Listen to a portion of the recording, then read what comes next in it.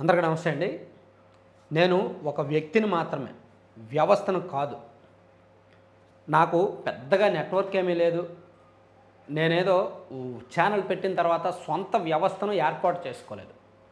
కానీ మన ఛానల్ ద్వారా మన సబ్స్క్రైబర్స్ని కలవాలి అనే ఆలోచన వచ్చి బెంగుళూరు లాంటి మహానగరంలో మొదటి మీటప్ పెట్టాలి అని ఒక ప్రపోజల్ పెట్టి కమ్యూనిటీలో పోస్ట్ పెట్టిన వెంటనే వందలాది మంది రెస్పాండ్ అయిన వారిలో ఒక 900 మందికి పైగా రెస్పాండ్ అయితే, గ్రూప్లో జాయిన్ అయితే అందులో 500 మందికి పైగా హాజరవ్వడం నా జీవితంలో మర్చిపోలేని రోజు ఆ రోజు. సో బెంగుళూరులో జరిగిన మీటప్ విశేషాలన్నీ కూడా మీరు వీడియోలో చూడండి. సో ఎవరెవరు వచ్చారు, ఎటువంటి ప్రశ్నలు అడిగారు, మీటింగ్ అజెండా ఏంటి, ఇదంతా కూడా మీరు ఈ వీడియోలో ఫుల్గా చూడొచ్చు. సో నెక్స్ట్ సండే అంటే వచ్చే ఆదివారం ఏప్రిల్ 7వ తేదీన హైదరాబాద్లో మీటప్ పెట్టబోతున్నాం. సేమ్ బెంగళూరులో ఏ విధంగా జరిగిందో సేమ్ అదే పర్పస్, అదే అజెండాతో, నాన్ పొలిటికల్ అజెండాతో, రాష్ట్ర శ్రేయస్సు కోసం, అలాగే ఛానల్ డెవలప్మెంట్ కోసం నేను మీకు ఇంకా ఎటువంటి కంటెంట్ ఇవ్వగలను, మీరు నా నుంచి ఏమి ఆశిస్తున్నారు అనే విషయాలు చర్చించడానికి హైదరాబాద్లో ఈ నెల 7వ తేదీన మన రెండో మీటప్ పెట్టుకుందాం. ఇప్పుడు బెంగళూరు మీటప్ విశేషాలు మొత్తం చూడండి. వచ్చిన వాళ్ళందరికీ కూడా పేరు పేరున హృదయపూర్వక ధన్యవాదాలు. యాక్చువల్లీ యూట్యూబర్స్ అంటే ఖచ్చితంగా యూట్యూబర్స్ అన్న, ఒక జర్నలిస్ట్ అన్న సమాజంలో ఒక రకమైన చూపు ఉంటుంది. నేను మీటప్ పెట్టాలి అనేది నాకు ఇప్పుడు కాదు వచ్చిన ఆలోచన. నా ఛానల్ పెట్టిన తర్వాత ఒక 50,000 మంది సబ్స్క్రైబర్స్ వచ్చిన తర్వాత నేను ఆలోచించాను మీటప్ పెడితే బాగుంటుంది అని. కానీ ఎలా రిసీవ్ చేసుకుంటారు అనేది ఎక్కడో దగ్గర భయం ఉండేది. కానీ ఇన్నాళ్ళ తర్వాత ఒక మీటప్ పెడుతున్నాను, ఊరు కాని ఊరిలో, మన రాష్ట్రం కాదు, ఫస్ట్ మీటప్ ఇక్కడ పెడుతున్నాను అని ఒక్క మెసేజ్ పెట్టిన తర్వాత 1 గంటలోనే 200 మంది యాడ్ అయ్యారు గ్రూప్లో. సో మీరిచ్చిన రెస్పాన్స్ వలన ఆల్మోస్ట్ నేను అంటే గ్రేట్ఫుల్, థ్యాంక్ యూ మీ అందరికీ కూడా. ఇక మనం ఈ మీటప్ పెట్టడానికి, ఇక్కడ పెట్టడానికి ఫస్ట్ రీజన్ ఏంటి అనేది చెప్పి, అసలు మీటప్ పెట్టడానికి రీజన్ ఏంటి అనేది నేను చెప్తాను. సో మీటప్ పెట్టడానికి బెంగళూరు నేను ఎందుకు ఎంచుకున్నానంటే, ఇక్కడ ఉన్న వాళ్ళందరూ కూడా ఆల్మోస్ట్ సొంత రాష్ట్రం మన ఆంధ్రప్రదేశ్ అయినా మనం మన రాష్ట్రాన్ని వదిలేసి ఇక్కడికి వచ్చాము అంటే చదువుకున్న వాళ్ళం, ఇక్కడ ఏదో ఉద్యోగం చేయడానికో ఉపాధి కోసమో వస్తాం. సో మీ అందరూ కూడా ఎడ్యుకేటెడ్, ప్లస్ నేను ఎప్పుడు చాలాసార్లు చెప్తుంటా, అంటే కంప్లీట్గా ఆలోచనాపరుడు అని నేను నమ్మాను. అలాగే నా ఛానల్ మొదటి 5,000 మంది సబ్స్క్రైబర్స్లో 25% సబ్స్క్రైబర్స్ బెంగళూరు నుంచే వచ్చారు. నేను మీ సబ్స్క్రిప్షన్స్ అంటే మీ ఐడీలు అవి చెక్ చేసినప్పుడు ఈ ప్రాంతం నుంచే ఎక్కువ మంది వచ్చారు. సో అందుకే నేను ఇక్కడే ఫస్ట్ మీటింగ్ పెట్టాను. సో మీరు కూడా దానికి తగ్గట్టే రెస్పాండ్ అయ్యారు. సో అది ఇక అసలు మీటప్ ఎందుకు పెట్టాం. సో నేను ఛానల్ పెట్టాను, దాదాపుగా 3 years అవుతుంది. 2 ఛానల్స్ మీద కలిపి ఒక 4 lakhs సబ్స్క్రైబర్స్ ఉన్నారు. సో నేను కంటెంట్ ఇస్తున్నాను, మీరు చూస్తున్నారు, లైక్ కొడుతున్నారు, షేర్లు చేస్తున్నారు, కామెంట్స్ రన్నింగ్ నడుస్తుంది. కానీ మీరేం కోరుకుంటున్నారు? నా సబ్స్క్రైబర్స్గా మీరు రోజులో ఒక 5 నిమిషాలో 10 నిమిషాలో 1 గంట టైం నా కోసం వెచ్చించారు అంటే అది చాలా వాల్యుబుల్. ఎందుకంటే మనకి ప్రతి టైము, ప్రతి నిమిషం కూడా చాలా వాల్యుబుల్. సో మీరు నా కోసం మీరు వెచ్చించారు అంటే ఖచ్చితంగా మీరు ఏం కోరుకుంటున్నారు, నేను ఇంకా ఏమైనా మార్చుకోవాల్సిన అవసరం ఉందా, మన ఛానల్లో కంటెంట్ సరళి, నా ప్రజెంటేషన్ విధానం ఏమైనా మారాలా, దాంతోపాటు అంటే మన ఛానల్ రిలేటెడ్ డిస్కషన్తో పాటు మన స్టేట్ డెవలప్మెంట్ దానికి సంబంధించి మీ దగ్గర మీరందరూ కూడా రకరకాల వర్గాలకు చెందిన వాళ్ళు. సో మీరు ఇక్కడ దూర ప్రాంతంలో ఉంటూ రాష్ట్రం గురించి ఆలోచిస్తుంటారు. ఖచ్చితంగా మీరు రాష్ట్రం గురించి ఆలోచిస్తున్నారు కాబట్టే నా ఛానల్ చూస్తున్నారు. సో మీ ఆలోచనలు కూడా భిన్నంగా ఉండొచ్చు. మన రాష్ట్రానికి మన రాష్ట్రం ఇలా అయిపోతుంది, ఇలా ఉంటే బాగుండేది, ఇలా ఉంటే బాగుండేది, ఈ ప్రాజెక్ట్ వస్తే బాగుండేది. సో మీకు భిన్నమైన ఆలోచనలు ఉంటాయి రాష్ట్ర అభివృద్ధికి సంబంధించి. సో అదొక ఎజెండా. సో ఓన్లీ 2 అజెండాలు, దీనిలో ఎటువంటి పొలిటికల్ అజెండాలు ఇంకేమీ లేవు. ఒకటి channel development, content related, presentation related. 2 state డెవలప్మెంట్కి సంబంధించి మీరిచ్చే సూచనలు, మీరిచ్చే ఆలోచనలు, నేను మీరు చెప్పే ప్రతి మాట కూడా నేను నోట్ చేసుకుంటాను, రికార్డ్ చేసుకుంటాము. దాన్ని బట్టి మనం further updates state development related కావచ్చు, ఛానల్కి సంబంధించి కావచ్చు, ప్రతిదీ కూడా మనం ఫ్యూచర్లో ఫాలో అవుదాం. Thank you very much. వచ్చిన వాళ్ళందరికీ కూడా మరోసారి పేరు పేరున ధన్యవాదాలు. సో ఇప్పుడు అంటే నా గురించి చాలామందికి తెలిసే ఉంటుంది, తెలియని వాళ్ళ కోసం ఒక 2 నిమిషాలు చెప్తాను. నేను యూట్యూబ్లో రోజు ఫేస్ కనిపిస్తుంది, సో మీరు చూస్తారు. కానీ నేను ఎవరు, నా ప్రొఫెషనల్ బ్యాక్గ్రౌండ్ ఏంటి, పర్సనల్ బ్యాక్గ్రౌండ్ ఏంటి, ఇవన్నీ కూడా బహుశా మీలో చాలామందికి తెలియదు. నేను పుట్టింది పెరిగింది శ్రీకాకుళం జిల్లా. శ్రీకాకుళం జిల్లాలోని ఒక మారుమూల గ్రామం, నరసనపేట నియోజకవర్గం, బుడితి, సారవకోట మండలంలో బుడితి అనే విలేజ్. సో అక్కడ నా స్కూలింగ్ అంతా అక్కడే అయింది. ఆ తర్వాత మాది మైగ్రేట్ ఫ్యామిలీ అనమాట, వలస. అక్కడ నుంచి నేను వెస్ట్ గోదావరి వచ్చేసి అక్కడ కాలేజ్ చదివి ఆ తర్వాత పార్ట్ టైం జాబ్స్ అది ఇది చేసుకొని 2009లో నేను జర్నలిజంలోకి ఎంటర్ అయ్యాను. 2009లో ఈనాడు జర్నలిజం స్కూల్ ఎగ్జామ్ రాసి కొంత అప్పుడు ఈనాడులో ప్రవేశించాను. 2020 కోవిడ్ టైం వరకు కూడా నేను ఈనాడులో కొనసాగాను. సో ఆ టైంలో నాకు ఎందుకో డిజిటల్ మీడియా వైపు మనసు మళ్ళింది. సో అందరూ కూడా కోవిడ్ టైంలో మనం ఎంత ఇబ్బంది పడ్డామో తెలుసు కదా. సో ఆ టైంలో ఇంట్లో ఖాళీగా ఉన్నప్పుడు వెబ్సైట్లు, యూట్యూబ్ ఛానల్స్ బాగా చూడడం అలవాటైంది. సో మనం కూడా ఒక ఛానల్ పెడితే ఎలా ఉంటుంది, నేను అసలు ఇంత సబ్స్క్రైబర్స్ వస్తారని లేదంటే ఇంత సక్సెస్ అవుతామని అస్సలు అనుకోలే. నాకు ఈవెన్ మా ఇంట్లో కూడా మా ఫ్యామిలీతో కూడా నేను చెప్తుంటా, ఒక 10,000 మంది సబ్స్క్రైబర్స్ వచ్చి 10,000 రెవెన్యూ వస్తే చాలు. చాలా చిన్న ఆశ, ఎందుకంటే నేను అప్పుడు వేరే జాబ్ చేస్తున్నా, జర్నలిస్ట్గా వేరే చోట వర్క్ చేస్తున్నా. సో ఒక చిన్న హోప్తో పెట్టాను అంతే. కానీ మీకు కంటెంట్ నచ్చింది, సో కంటెంట్ ఉన్నవాడిని మీరు వదులుకోరు అని అర్థమైంది. ఆ ధైర్యంతో ఆ ధీమాతో ఇన్నాళ్ళు కూడా రన్ చేయగలుగుతున్నాను. అంటే నాదేమి షార్ట్ టైం సక్సెస్ అని నేను చెప్పను. చాలా యూట్యూబ్ ఛానల్స్ చాలా తక్కువ టైంలో లక్షలాది సబ్స్క్రైబర్స్ వచ్చి ఆ తర్వాత పడిపోయి ఉంటాయి. కానీ నేను మొదటి నుంచి నమ్ముతున్నది ఆర్గానిక్ గ్రోత్ మాత్రమే. నేను ఎక్కడా కూడా నా లింకు ఫేస్బుక్లోనో లేదంటే ఇంకెక్కడో పెట్టి ఎక్కడా షేర్ చేయను. ఈవెన్ మన WhatsApp channels, WhatsApp groups create చేసినా నేను ఎక్కడా షేర్ చేయను. ఎందుకంటే నచ్చిన వాళ్ళు చూస్తారు, నచ్చితే ఖచ్చితంగా లైక్ కొడతారు, షేర్ చేస్తారు, యూట్యూబ్ కూడా ఎంకరేజ్ చేస్తుంది అనే నమ్మకంతోనే ఆర్గానిక్ గ్రోత్ని నమ్ముకుని ఉన్నాను. సో ఆ నమ్మకమే నిలబెట్టింది, మీ ముందు నన్ను ఇలా నిలబెట్టింది అని నేను నమ్ముతున్నా. సో ఇంత పెద్ద వెన్యూ, ఇంత ఎక్స్పెన్సివ్ వెన్యూ, ఇంత కాస్ట్లీ వెన్యూ మనం నాకు వచ్చిన కొత్తలో కొంతమంది అన్నారు, ఏంటన్నా TV5, ABN లేదా సాక్షి అంట ప్రొఫెషనల్ మీడియా సెలెక్ట్ చేసుకున్న వెన్యూ సెలెక్ట్ చేశారు, అసలు ఏంటి రీజన్ ఏంటి, ఇంత హై బడ్జెట్ ఎందుకు పెట్టారని మీరు అడిగారు. యాక్చువల్లీ ఈ బడ్జెట్ నేను పెట్టలేదు. నేను తక్కువ బడ్జెట్లో 1,00,000-1,50,000లో ఖర్చు అవుద్ది, ఒక 150 మంది 200 మంది వస్తారు, సరిపోద్ది, ఆ బడ్జెట్ సరిపోద్ది, ఎక్కడో బయట ఒక చిన్న వెన్యూ ఓపెన్గా ఎక్కడో దగ్గర పెడదామనే ప్లాన్ చేశాను. కానీ ఎప్పుడైతే గ్రూప్లో more than 600 యాడ్ అయ్యారో నాకు ఇంకా భయం మొదలైంది.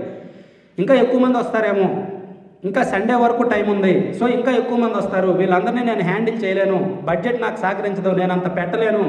సో అలాగని నేను డ్రాప్ అవ్వలేను అనౌన్స్ చేసిన తర్వాత. సో అప్పుడు వన్ ఆఫ్ అవర్ సబ్స్క్రైబర్, నా వెల్విషర్, మన ఛానల్కి, నాకు, నా ఫ్యామిలీకి అందరికీ కూడా వెల్విషర్, ఒక పెద్ద ఆయన, డ్రాప్ అవ్వద్దు, కంటిన్యూ చేయండి, మీకు స్పాన్సర్షిప్ నేను ఇస్తాను అని చెప్పి ఆయన నన్ను ఎంకరేజ్ చేశారు. సో ఆయన కారణంగానే నేను పెట్టగలుగుతున్నా. సో ఆయన కూడా పెట్టారు అంటే 0 పొలిటికల్ ఇంట్రెస్ట్, ఆయన ఇంట్రెస్ట్ అంతా 100% స్టేట్ డెవలప్మెంట్ గురించి మాత్రమే, రాష్ట్రం గురించి ఆలోచించే వ్యక్తి. నాకు కంటెంట్ ఇచ్చినప్పుడు కూడా ఆ వీడియో చెయ్యి, ఈ వీడియో చెయ్యి, ఇది బాగుంటుంది, ఇలా అంటే ప్రాజెక్ట్ రిలేటెడ్, డెవలప్మెంట్ రిలేటెడ్ రకరకాల సజెషన్స్ ఇస్తూ ఉంటారు ఆయన. సో అందుకే ఆయనకు మనస్ఫూర్తిగా కృతజ్ఞతలు చెప్పుకుంటున్నాను ఈ వేదిక సాక్షిగా, ఇంతమంది జనం సాక్షిగా. Thank you sir. So actually ఇక్కడ ఉన్న వాళ్ళందరూ కూడా more than 350 ఉంటారు. మీరందరూ కూడా, నేను మన వీడియోస్లో చాలా సందర్భాల్లో చెప్తుంటా, మీరు రెగ్యులర్గా చూస్తారు కదా, చాలా సందర్భాల్లో నేను ఒక మాట వాడతాను, ఇన్ఫ్లుయెన్సర్స్ అంటే మీరందరూ కూడా ప్రభావితం చేసేవాళ్ళు. ఇట్ మీన్స్ మీరు ఆలోచన పరులు, మీరు స్వయంగా ఆలోచించగలరు. ఆలోచించే ప్రతి వ్యక్తి కూడా ఓటర్లను ప్రభావితం చేయగలరని నేను నమ్ముతాను. సో నెక్స్ట్ ఎలక్షన్స్ వస్తున్నాయి. మన రాష్ట్ర పరిస్థితి మంచి అనుకుంటే మంచి బాధ్యత తీసుకోండి, బాగులేదు అనుకుంటే మీరు దాన్ని కూడా ఎడ్యుకేట్ చేయండి. ఎందుకంటే ఇప్పుడు మన రాష్ట్రం పరిస్థితి ఎలా ఉందో అందరం చూస్తున్నాం. సో దాన్ని మార్చాల్సిన అవసరం ఉందా లేదా మనందరి మనసాక్షికి కూడా తెలుసు. సో అది నేను ఇక్కడ మీ అందరికీ చెప్పేది అదే. మీరందరూ కూడా ఇన్ఫ్లుయెన్సర్స్. మీరు నేను వెళ్ళి ఓటేసానా వచ్చానా అని కాదు, మీరు ఓటేయడంతో పాటు ఒక 10 మంది చేత ఓటు వేయించండి. సో నెక్స్ట్ క్రూషియల్, అత్యంత క్లిష్టమైన పరిస్థితి అనమాట. సో అదే నేను చెప్పాలనుకున్నా. అలాగే మీ అందరూ కూడా ఇప్పుడు ఏది అడగాలన్నా సరే ఓపెన్గా ఆన్ ద రికార్డ్ అడిగేయండి, నేను చెప్పాల్సింది చెప్తా. అయితే ఎక్కడా కూడా రిపీటెడ్ క్వశ్చన్స్ వద్దు. మీరు అడిగిన దానికి మళ్ళీ ఒకళ్ళు అడిగేసిన తర్వాత ఇంకొకరు రిపీటెడ్ క్వశ్చన్స్ అనేవి వద్దు. ఎక్కువ టైం లేకుండా షార్ట్కట్లో సింపుల్గా క్లోజ్ చేసేద్దాం. అలాగే డిబేట్స్ కూడా వద్దు. డిబేట్స్ ఏమైనా చేయాలంటే నా నెంబర్ మీ అందరి దగ్గర ఉంది, మన ఛానల్ నెంబర్ మీ అందరి దగ్గర కూడా ఉంటుంది. నేను ఎంత కష్టమైనా సరే ఆ నెంబర్కి వచ్చే మెసేజెస్ కానీ కాల్స్ కానీ మ్యాక్సిమం నేనే హ్యాండిల్ చేస్తాను. మన టీంకి అప్పుడప్పుడు ఇస్తాను, కానీ ఈ మీటింగ్ ఉందని చెప్పి లాస్ట్ 1 వీక్ నుంచి నేనే హ్యాండిల్ చేస్తాను, ఎక్కడా కూడా మిస్కమ్యూనికేషన్ ఉండకూడదు అని. సో ఇప్పుడు ఎవరైనా క్వశ్చన్ అడగాల్సిన వాళ్ళు హ్యాండ్ రైజ్ చేసి తీసుకోండి. మీ పేరు ఊరు కూడా చెప్పండి. నా పేరు చైతన్య. మేము గోదావరి జిల్లా. మేము మాట్లాడడం కన్నా వెటకారం ఎక్కువ ఉంటుంది మాకు. మా పేరెంట్స్ వచ్చి 30 years అయింది బెంగళూరుకి. సో ఇక్కడ నేను యాక్చువల్గా ట్రావెల్ చేస్తున్నాను. Very simple. మై క్వశ్చన్ ఏంటంటే, ఇప్పుడు నేను ఆంధ్ర నుంచి వచ్చాను. సో ఎవరో చెప్పారు మన ఆంధ్ర ఎడ్యుకేషన్ అంటే చాలా బాగుండేది ఒకప్పుడు. నా సమస్య ఏంటంటే లాస్ట్ 5 years నుంచి నేను ఒక అబ్జర్వేషన్ చేశాను. మై అబ్జర్వేషన్ ఏంటంటే కిడ్స్కి ఏమి ఇచ్చారు? Food 3 times 2 times food, bags ఇచ్చారు, నెక్స్ట్ విద్యా దీవెన ఇచ్చారు, నెక్స్ట్ ఇంకా అలా చాలా పిల్లలకి చాలా చేశారు. కానీ రీసెంట్గా ఒక రిపోర్ట్ వచ్చింది. ఆ రిపోర్ట్లో ఆంధ్రప్రదేశ్ అక్షరాస్యత లాస్ట్ 66.04% 40. తర్వాత Arunachal Pradesh next 2nd place last నుంచి. కానీ ఇంత డెవలప్మెంట్ క్రాస్ చెక్ చేసుకోండి. 66% అంత లో లేదండి, మోర్ దెన్ 75. నేను ఒక రిపోర్ట్లో చూసాను అదే యాక్చువల్గా 66.40.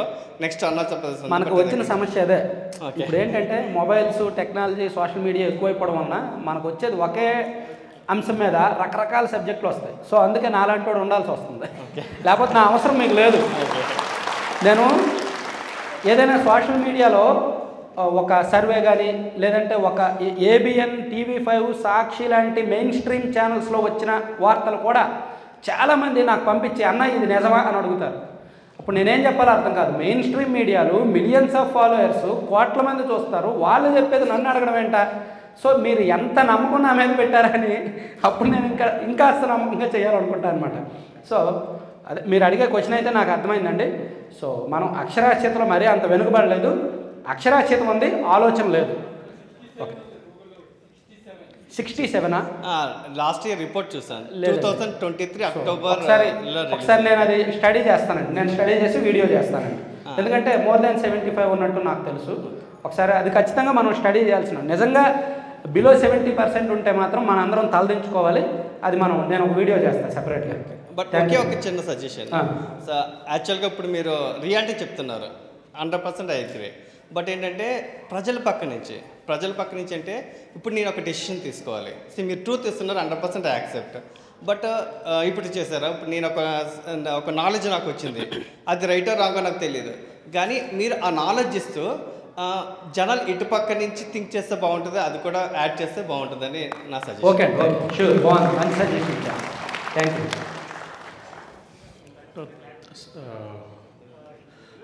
నమస్తే శ్రీనివాస్ గారు. నా పేరు captain S Srilakshman. I from merchant navy, working in merchant navy. నా ఒక కోర ఏంటంటే అండి, దగ్గరగా గుజరాత్ 1000 kilometers పైనే ఉంటుంది కోస్టల్ రైల్. అందులో పోర్ట్స్ దగ్గర దగ్గర 20 to 30 ఉన్నాయి. ఎగ్జాక్ట్ ఫిగర్ నాకు తెలియదు. చిన్న చిన్న పోర్ట్స్ అన్నీ ఉన్నాయి. కానీ but while coming to Andhra Pradesh, I'm from Rajahmundry but settled in Bengaluru. Andhra వచ్చేసరికి ఆంధ్రాకి 952 కిలోమీటర్స్ ఎంత ఉంది, సెకండ్ లార్జెస్ట్. అయితే మన కేవలం ఉన్న పోర్ట్స్ వైజాగ్, తర్వాత కాకినాడ, మచిలీపట్నం, మేజర్ పోర్ట్ అయితే ఒకటే ఉంది. చిన్న చిన్న పోర్ట్స్ కలిపి 4-5 ఉన్నాయి అంతే. మనకి ఎంత షేమ్ అంటే అండి, మన వైజాగ్ పక్కన ఉన్న పోర్ట్, చిన్న పోర్ట్ ఉన్నాయి, పేరు వచ్చి గంగవరం పోర్టు, అది అదానికి గిఫ్ట్గా ఇచ్చేసారు. అది ఎందుకంటే మేము ఇంపోర్ట్స్ ఎక్స్పోర్ట్స్ చేస్తుంటాం. అక్కడికి వచ్చినప్పుడు లైక్ అంటే వాళ్ళ బాబు సొమ్ములాగా ఇచ్చేసారు, పోర్ట్ ఇచ్చేసారు. అది ఎంత బాధాకరమైన విషయం అంటే మనకు అది కొన్ని lakhs and crores of money loss, first thing. And second thing, మాది బల్క్ కెరీర్, మేము షిప్లెస్ వెళ్తూ ఉంటాం. కాకినాడ పోర్ట్ కూడా వస్తుంది. అంటే నాకు తెలిసిన బట్టి కాకినాడ కూడా మేజర్ పోర్ట్ చేస్తుంటే మాకు వద్దు అని అట్ ప్రజెంట్ ఉన్న గవర్నమెంట్ తిప్పికొట్టేసింది. అందులో ఉన్న ఫిషింగ్ హార్బర్ని కూడా some of the leaders, major port అంటే పెత్తనం అంతా కేంద్రం చేతుల్లోకి వెళ్ళిపోద్ది, ఉండాలి యాక్చువల్గా. కానీ అలా లేదు. సో దీని గురించి ఇంప్రూవ్మెంట్స్ కానీ జనాల్లో ఒక అంటే ఎంతో ఇప్పుడు మనకు మోడీ అనే ఒక పెద్ద మనిషి గుజరాత్కి పిఎంలో మాట్లాడతాను తప్పించి ఆంధ్రాకి పిఎంలో మాట్లాడలేదు అతను. అతనికి 3 రాజధానులు అన్న విషయం నేను ఇంచుమించి I had visited more than 35 countries around the world. Divert అవ్వద్దండి, ఏదో ఒక క్వశ్చన్ అలా చెప్తాను మీకు. ఎందుకు మనకి ఇంత చిన్న చూపు, చులకన భావం? 10 years నుంచి మోసం జరుగుతుంది. ఒక క్యాపిటల్కే దిక్కు లేనప్పుడు రాష్ట్రం జిల్లాకి ఒక్కొక్క క్యాపిటల్ అన్నాడు ఏ పెద్ద మనిషి. మీకు కాస్త చెప్పండి దానికి. Thank you. మీరు చెప్పింది కరెక్టేనండి. యాక్చువల్లీ గుజరాత్ ఏమో మోర్ దెన్ 1800 తీర ప్రాంతం, ఆంధ్రప్రదేశ్ మీరు అన్నట్టు 950 అబౌవ్ తీర ప్రాంతం ఉంది. గుజరాత్లో నాకు తెలిసి 70కి పైగా పోర్టులు ఉన్నాయి, చిన్నవి పెద్దవి అన్నీ కలిపి. మన దగ్గర ఒకటే మేజర్ పోర్టు, మైనర్ పోర్టులు 5 ఉన్నాయి. యాక్చువల్లీ మన దగ్గర పోర్టులు కట్టడానికి డబ్బులు లేకపోవచ్చు కానీ చిన్న చిన్న ఫిషింగ్ హార్బర్స్ అలాంటివి కట్టవచ్చు. అవన్నీ కూడా లాస్ట్ గవర్నమెంట్ ఉన్నప్పుడు కూడా అక్కడ కడతాం ఇక్కడ కడతామని చెప్పారు, కట్టలేదు. ఈ గవర్నమెంట్ వచ్చాక కూడా కడతామని చెప్తున్నారు, కట్టట్లేదు. అదంతా కూడా రియాలిటీ షో. నేను చాలా సందర్భాల్లో చెప్తాను కదా, డెవలప్మెంట్ అనేది రియాలిటీ షో అయిపోయింది మన రాష్ట్రంలో. సో నెక్స్ట్ క్వశ్చన్ సింపుల్గా అండ్ షార్ట్గా అడగండి. Simple and short. శ్రీనివాస్ గారు నమస్తే. నమస్తే సార్. నా పేరు జయప్రకాష్. నేను రైల్వే కోటర్ నుంచి ఉంటాను, బట్ ఇక్కడే ఉంటాను 14-15 సంవత్సరాలుగా. ముఖ్యంగా మీరు మీట్ పెట్టిన ఉద్దేశం ఏంటంటే మన ఛానల్ డెవలప్మెంట్ కావచ్చు, రాష్ట్ర డెవలప్మెంట్ కావచ్చు, ఏ విధంగా ఉపయోగపడుతుంది అని చెప్పేసి. అవునండి. ఇక్కడ ఉన్న అందరికీ కూడా వాళ్ళ ఓట్ ప్రిఫరెన్సెస్ వాళ్ళకు ఉంటాయి. ఎవరి ఓట్ ప్రిఫరెన్స్ రెండో వాళ్ళు ప్రభావితం చేసే అవకాశం ఉండదు. ఇన్ఫ్లుయెన్సెస్ అనే మాట అనుకుంటాం తప్పిస్తే నేను చెప్పింది సొంతం ఇంట్లో భార్యాబిడ్డలు వింటారా లేదా అన్నది కూడా లేదు. మంచి అని చెప్తాము, వాళ్ళు వినదలుచుకుంటే వింటారు, లేకపోతే వినకపోవచ్చు.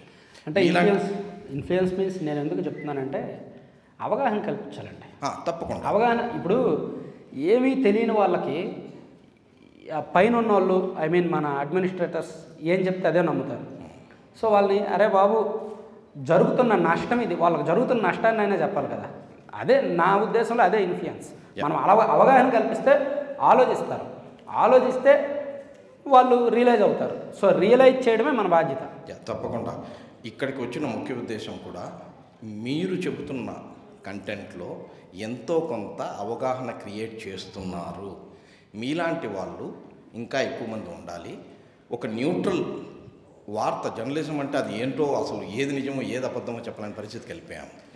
వార్త ఇది మీరు డిసైడ్ చేసుకోండి అనే పరిస్థితిలోకి ఏ జర్నలిజం అయినా ఉంటే చాలా బాగుంటుంది. అది ఖచ్చితంగా మీరు చేస్తున్నారని నేను కంప్లీట్గా నమ్ముతున్నాను. ఎక్కడన్నా చిన్న చిన్న ఐబ్రేషన్స్ ఉంటే ఉండవచ్చు, మనం అందరం మానవులం కాబట్టి ఐట్రేషన్స్ ఉండొచ్చు. ఫైనల్గా రెండోది ఏంటంటే, మీరు రేపు ఏ గవర్నమెంట్ వచ్చినా కూడా మీరు ఒక యాక్షన్ ప్లాన్ చెప్పారు. ఎందుకంటే నేను రెగ్యులర్గా ఫాలో అవుతున్నాను, వీడియోస్ చెప్పారు, నాకు తెలుస్తుంది.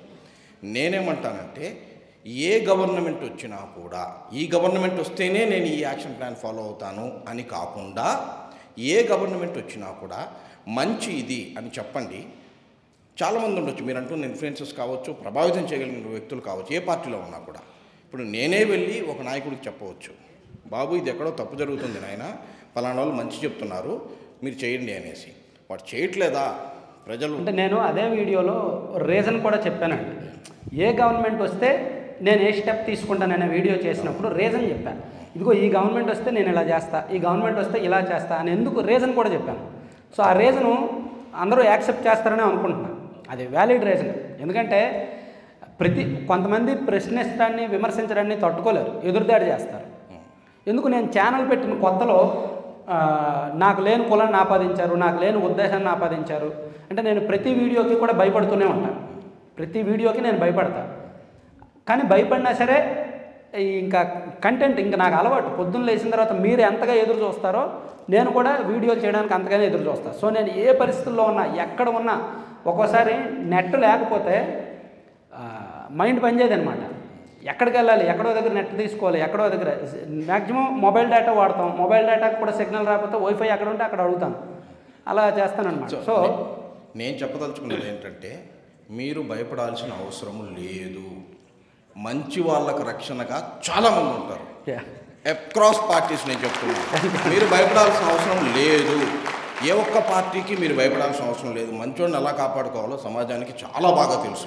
ఎవరికి ఓటు వేసుకోవాలో సమాజానికి తెలుసు. మీలాంటి వాళ్ళు ఇది మంచి ఇది చెడు అని చెప్పి వదిలేసేయండి. ఏ గవర్నమెంట్ వచ్చినా కూడా ఇది మంచి చేయండి అని చెప్పి మీరు చెప్పండి. ఎందుకంటే ఈ హ్యూమన్ మెంటాలిటీ ఏంటంటే మంకీ మెంటాలిటీ అండి. ప్రతి ఒక్కరికి 5,000 డిఫరెంట్గా ఉంటాయి. Every thought process different. Okay, ఈ థాట్ ప్రాసెస్లో అందరూ ఒకటే వినకపోవచ్చు. మీరు చెప్పండి, మంచిని మేము కూడా చేరవేస్తాం. ఇది నేను మీకు చెప్పదలుచుకుంటున్నాను. ఖచ్చితంగా.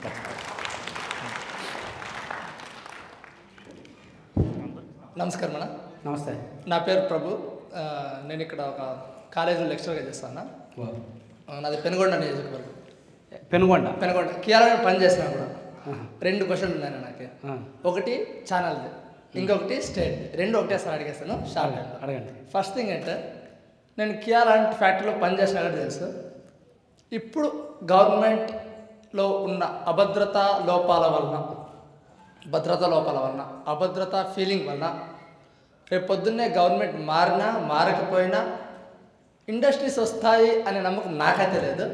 ఒకవేళ మారితే ఎలాంటి స్టెప్స్ తీసుకుంటే ఇండస్ట్రీస్ మనం అట్రాక్ట్ చేయొచ్చు మన స్టేట్కి. అదే క్వశ్చన్. రెండో క్వశ్చన్ మన ఛానల్ గురించి. మన ఛానల్ గురించి ఏంటంటే నేను చాలా రోజుల నుంచి ఫాలో చేస్తాను. ఫస్ట్ ఇది మీరు చెప్పిన ఆన్సర్ చెప్పేస్తాను. ఓకే. సో ఎటువంటి స్టెప్స్ తీసుకుంటే ఇంట్రడ్యూస్ వస్తాయంటే అది జస్ట్ నమ్మకం కలిగించడమే. ఇండస్ట్రీస్ రావడానికి, పెట్టుబడి పెట్టడానికి ఒకటండి. ఇండస్ట్రీస్ రావడము, పెట్టుబడులు పెట్టడము ఇదంతా కూడా నా ఉద్దేశంలో వచ్చే ఇండస్ట్రీస్లో చూడండి. ఈవెన్ టీడీపీ గవర్నమెంట్ ఉన్నప్పుడు కూడా జిఎస్ పెట్టారు, గ్లోబల్ ఇన్వెస్టర్స్ సమ్మిట్ అని. ఇదే వైజాగ్లో పెట్టారు. అప్పుడు వాళ్ళు చెప్పిన దానిలో 15% వచ్చాయి. 15%. ఈ గవర్నమెంట్ వచ్చిన తర్వాత కూడా అదే విశాఖపట్నంలో అదే గ్లోబల్ ఇన్వెస్టర్స్ సమ్మిట్ పెట్టారు. వీళ్ళగా అట్లీస్ట్ 2-3% కూడా రాలేదని నేను అనుకుంటున్నాను. మేబీ వాళ్ళు రాయడానికి, చెప్పుకోవడానికి, అదే నేను రియాలిటీ షో అంటాను కదా. సో ఇండస్ట్రీస్ రావాలి అంటే నమ్మకం కల్పించాలి, పెట్టుబడి ఏమండి మనం ఎవరిని నమ్మి పెడతామండి? ఇప్పుడు 10,000 ఖర్చు పెట్టాలన్నా, 1,000 రూపాయలు ఖర్చు పెట్టాలన్నా ఎదుటివాడి మీద నమ్మకం ఉండాలి కదా. సో ఆ నమ్మకం కల్పించాలి. ఆ నమ్మకం మేబీ వీళ్ళు ముగ్గురు కలిసిన తర్వాత వీళ్ళు వేసే అడుగులను బట్టి ఉంటుంది. మనం ఇప్పుడే చెప్పలేము. అలా ఇంకోటి కంప్లీట్లీ మన ఛానల్ గురించి మాత్రమే. నేను చెప్పినట్టుగా నేను మీకు 15K 20K ఉన్నప్పుడు నుంచి ఫాలో చేస్తాను. మరి ఇంకా ఇప్పుడు డిజిటల్ స్క్రీన్ కూడా లేదు, అప్పటి నుంచే ఫాలో చేస్తాను. నాకు హైలైట్ పాయింట్ ఏంటంటే మన దాంట్లో ప్రిడిక్షన్.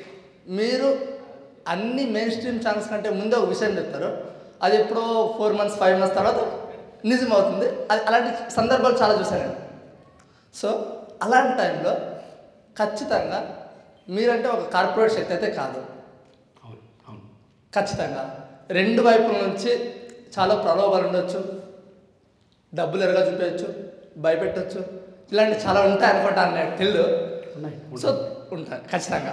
దానికోసం నేను ఏమంటానంటే మీరు ఒక శక్తిగా పోర్ట్రేట్ చేసుకోవాలి బయటికి. ఇప్పుడు ఏదైతే మీరు గ్రూప్ క్రియేట్ చేశారు మీటప్ అని, ఫర్ ఎగ్జాంపుల్ చెప్తాను. ఈ మీటప్ గ్రూప్ అనేది మీటప్ అయిపోయిన తర్వాత డేట్ చేయడం ఇలాంటివి కాకుండా అది అలాగే మెయింటైన్ చేయాలి. లైక్ బయటికి ఒక ఓకే శ్రీనివాస్ జర్నలిస్ట్ అనేది ఒక నార్మల్ పర్సన్ అనేది కాకుండా తనకంటూ ఒకటి ఉంది, టీం ఉంది, పెద్ద టీం ఉంది, కొంచెం కష్టమే టచ్ చేసేది అని తెలిస్తే భవిష్యత్తుగా కొంచెం బాగుంటుంది అనేది జస్ట్ నా ఆలోచన. అది అర్థమైంది. అంటే మీరు చూపిస్తున్న ఈ అభిమానాన్ని నేను దానికి అంటే నా పర్సనల్ సైన్యంగానో మీరు చెప్పినట్టు వాడుకోవడం అంత కరెక్ట్ కాదేమో నేను ఆలోచించాను కొన్ని, ఎందుకంటే వేరే ఛానల్స్ కొంతమంది అది ఇది వాడుకుంటారు. సో నేను అలా నాకు ఈవెన్ సందర్భం వచ్చింది కాబట్టి చెప్తున్నా. న్యూస్ బీట్ నుంచి ఒక సబ్స్క్రైబర్ ఫోన్ చేసి, అన్న నేను మీ వీరాభిమాని అన్న, నేను మీ ఫ్యాన్ అన్న, మీరు ఏం చెప్తే చేస్తానన్నా, నాకున్న 2 ఎకరాలు అమ్మేసి నేను మీకోసం స్టేట్ మొత్తం ఒక అసోసియేషన్ పెడతానన్న, అందరినీ ఫామ్ చేస్తానన్న అన్నాడు. ఇప్పుడు కాదు, 1.5 year బ్యాక్. అతనికి నేను ఒకటే చెప్పాను. అంటే అతను చెప్పింది ఓకే, ఫస్ట్ అభిమానం చెప్పాడు బాగానే ఉంది. ఆ తర్వాత ఇవన్నీ చెప్పేసరికి నాయన వ్యక్తి పూజ వద్దు, ఒకటే మాట, వ్యక్తి పూజ వద్దు. నీకు నేను ఇప్పుడు నచ్చినోడిని రేపు పొద్దున్న నచ్చకపోవచ్చు. నీ మైండ్లో ఉన్నది నేను చెప్పాను కాబట్టి నీకు నచ్చా, నీ మైండ్లో లేనిది నేను నచ్చాను అనుకో, నువ్వే నన్ను తిట్టుకుంటావు. సో వ్యక్తి పూజ అనేది చేయొద్దు. ఇటువంటి అంత ఎమోషన్గా అంత బాండింగ్ కూడా ఎవరి పట్ల కూడా వద్దు, పొలిటీషియన్ పట్ల వద్దు, నాలాంటి వాళ్ళ పట్ల వద్దు అని చెప్తాను. సో నేను అటువంటి భావజాలంతో ఉన్నోడిని నేను ఎలా ఒక పర్సనల్ టీంని పెట్టుకోగలను? సో మీరు చెప్పేది ఆలోచిస్తా, మేబీ నా సేఫ్టీ కోసమో లేదంటే ఇంకా అవసరం కోసం వ్యాలిడ్ అంటే నేను చూస్తాను. Thank you. నమస్కారం అండి, నా పేరు కూడా శ్రీనివాస అండి. ముందు ఇప్పుడు ఓటేసారు, ఇప్పుడు వేయడానికి ఎంతమంది వెళ్తున్నారు? హ్యాండ్ పైకి రేజ్ చేయండి. ఓ గుడ్. సో మీరు 3 క్వశ్చన్లు ఒకేసారి అడిగేశారు. ఫస్ట్ ఒక క్వశ్చన్ అడగండి, ఫస్ట్ వాటర్స్ ఎంతమంది ఇక్కడ? ఫస్ట్ వాటర్స్ ఇప్పుడు వరకు ఓటు వేయని వాళ్ళు, వేయాలనుకుంటున్న వాళ్ళు ఎంతమంది? ఇది ఒకటో క్వశ్చన్. రెండో క్వశ్చన్ ఏంటంటే లాస్ట్ ఎలక్షన్ మాత్రమే వేసి ఇప్పుడు వేయాలనుకున్న వాళ్ళు, అలా డిఫరెంట్గా. ఓకే, అంటే ఏంటంటే మనము మీరు ఈ రోజు పెట్టిన మీరు కంటెంట్ మీదనే మాట్లాడుతున్నాను, నేను వీడియోస్ గురించి మాట్లాడలేదు, దేని గురించి మాట్లాడలేదు. సో మనము ఇక్కడ మీరు పెట్టింది, మీరు మమ్మల్ని ప్రభావితం చేశారు. సో ఈరోజు మాకున్న 2 days ఉంటుంది, 2 daysలో చాలా మేము ఆక్యుపై ఉంటాం. సో మీరు పెట్టిన కంటెంట్లోకి మేము వచ్చేసి మీకు మేము ప్రభావితమైనప్పుడు మేము ఓటర్లు ఎంత ప్రభావితం చేస్తున్నాం అంటే ఇంట్లో కూర్చొని వీడియోస్ చూసి దాని మీద డిస్కస్ చేస్తున్నామా, దీన్ని మనకు ఉన్న అవైలబిలిటీలో మనకున్న లీవ్స్లలో 2 months వెయిట్ చేసి తర్వాత 2 days 3 days తీసుకొని అక్కడ ఓటర్ను ప్రభావితం చేస్తున్నామా, లేకపోతే మనం ఏంటంటే వలస వచ్చినట్లేదు, వలస వచ్చి ఉద్యోగాలు చేసుకుంటున్నాం, కానీ మన స్టేట్ మీద మనకు మంచి అభిప్రాయం ఉంది, మన స్టేట్ డెవలప్మెంట్ కావాలంటాం, కానీ ఓటు గురించి ఎక్స్ప్లెయిన్ చేయం. అక్కడ అసలు ఎందుకు ఈ వెనకబడిపోతున్నది అన్నది మాత్రమే సిట్టింగ్లో కూర్చొని మాట్లాడుతున్నాం, కానీ అక్కడ జనరల్గా మనం జనాలు ఎందుకు ఎడ్యుకేట్ చేయట్లేదు? ఈ ఒక్కటే క్వశ్చన్ అండి. ఇక్కడ నుంచి వచ్చినట్లు అలానే ఇప్పుడు రాబోయే ఎలక్షన్లో మనం వెళ్ళేసి నా అన్నగారు అన్నారు నేను ఓటేస్తే నా ఇంట్లో ఎవరు వస్తారో తెలియదు అవ్వాలి, నిజాన్ని చెప్పడానికి ముందుకు రావాలి. ఇప్పుడు యూట్యూబ్లో మీరు వచ్చారు, ఎప్పుడైతే మనకి జియో వాళ్ళు ఇంటర్నెట్ ఫ్రీ ఇచ్చిన నుంచి ప్రతిదీ కూడా మనకు డిజిటల్ నుంచి వచ్చి ప్రతి సంవత్సరం వస్తుంది. ఇంతకుముందు ఏంటంటే విద్య అనేది షాడోగా మనకు ఇచ్చేవాళ్ళు కాదు, వ్యవస్థ మొత్తం. ఎందుకంటే వెనుకబడితనానికి కారణం ఏంటంటే విద్య లేకపోవడం.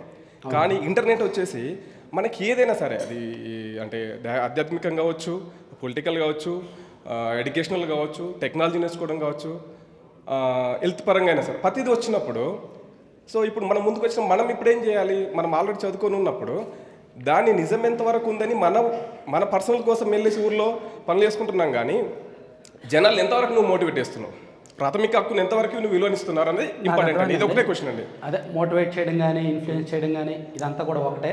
దానికి ఒకటే నేను ఆన్సర్ చెప్తాను. నేను ఆల్రెడీ చెప్పాను కదా, మీరు ఏమనుకుంటున్నారో, మీరు ఏదైతే నమ్ముతారో, ఎవరు మంచి ఎవరు చెడు అనేది మేబీ మీ అందరూ కూడా చదువుకున్నారు కాబట్టి ఆలోచిస్తే చాలండి. నేను మొన్న ఒక ఎమ్మెల్యే గారిని ఇంటర్వ్యూ చేశాను, ఏలూరు సాంబశివరావు గారు. ఆయన నన్ను ఒక క్వశ్చన్ వేశారు, సరే నువ్వు ఇంత చెప్తున్నావు కదా, నువ్వు ఒక జర్నలిస్ట్వి, నువ్వు నాకు 12 సంవత్సరాల నుంచి ఇలా ఉంది, సో నీ పాత్ర ఏంటి నెక్స్ట్ ఎలక్షన్స్లో, నీ సామాజిక బాధ్యత ఏంటి అన్నారు.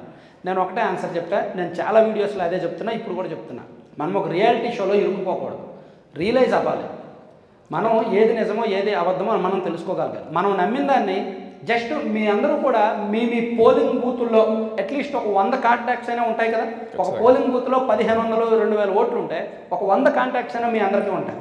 మీరు జస్ట్ స్టేటస్ పెట్టుకోండి, వాట్సాప్ స్టేటస్ పెట్టండి మీ అభిప్రాయాన్ని, ఆ 100 మంది చూస్తారు కదా. కరెక్ట్.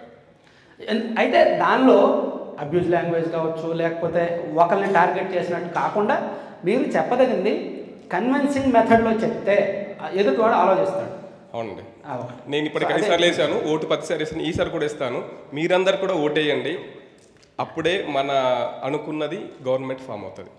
ఓకే, నెక్స్ట్ అందరికీ ఒక్కసారి విన్నపం, కొంచెం క్వశ్చన్ షార్ట్ షార్ట్గా క్వశ్చన్ షార్ట్గా వినండి ప్లీజ్. హలో శ్రీనివాస్ గారు, నమస్తే అండి. నేను ఏలూరు నుంచి వచ్చానండి. సార్ సో మీ వీడియోస్ ఇందాక మీరు చెప్పినట్టు ఏలూరు సాంబశివరావుతో కానీ యార్లగడ్డ వెంకటేశ్వరరావు ఆయన పేరండి వెంకట్రావు గారితో కానీ మీరు చేశారు అన్నారు. సో అపోజిషన్ పార్టీ సైడ్ నుంచి కాకుండా నేను అడిగే మిమ్మల్ని ఒక రిక్వెస్ట్ ఏంటంటే, ప్రజెంట్ సిట్టింగ్ ఎమ్మెల్యేస్ కానీ మినిస్టర్స్ వీళ్ళు ఎవరైతే ఉన్నారో వీళ్ళు ఈ 5 years ఆఫ్ స్పాన్లో వాళ్ళ హెజెన్స్తో కానీ వాళ్ళ ఇది ఉంటుంది కదా, సో వాళ్ళు చేసింది ఏంటి అనేది ఒక్కసారి మీరు డైరెక్ట్గా వాళ్ళతో అప్రోచ్ అయ్యి, సో మీరు వాళ్ళని ఒక ఇంటర్వ్యూ తీసుకుని మీరు చేసింది ఏంటి, మీరు చేస్తానన్నది ఏంటి, ఎందుకు చేసినవి చేయనివి ఇవి ఒకసారి మన వీడియోస్ ద్వారా మీరు ఒకసారి చెప్తే అది అందరికీ రీచ్ ఉంటుందని. అదే ఈ ప్రపోజల్ 2 వైపులు ఉండాలి. ఇంటర్వ్యూ అనేది 2 వైపుల ప్రపోజల్ ఉండాలి. నేను అడుగుతాను, వాళ్ళు యాక్సెప్ట్ చేయాలి. అట్లా సో నాకు ఎవరికి చేయడానికి నాకేం అభ్యంతరం లేదు, ఎవరికి చేయడానికి నాకేం అభ్యంతరం లేదు. ఎందుకంటే నేను చాలామందిని అడిగాను కూడా, ఆ పార్టీలో ఉన్న వాళ్ళని అడిగాను. అయితే ఇక్కడ మళ్ళీ నేను చెప్తే కొంతమంది హర్ట్ అవుతారు, సో నన్ను చెప్పనివ్వద్దు ఆ మాట. సో ఐ మీన్ వస్తారండి, వచ్చిన వాళ్ళకైతే చేస్తా, అదొకటే నేను చెప్పగలను. ఇంటర్వ్యూ నేనైతే అడుగుతాను. నేను టీడీపీ వాళ్ళని 20 మందిని అడిగితే వైసీపీ వాళ్ళని కూడా 20 మందిని అడుగుతాను. సో వాళ్ళు ఒప్పుకున్న వాళ్ళు ఒప్పుకుంటారు, లేకపోతే లేదు. సో వాళ్ళకు కొన్ని గైడ్ లైన్స్ ఉంటాయి, సో దాన్ని బట్టి ఉంటుంది అనమాట. అంటే మాట్లాడేటప్పుడు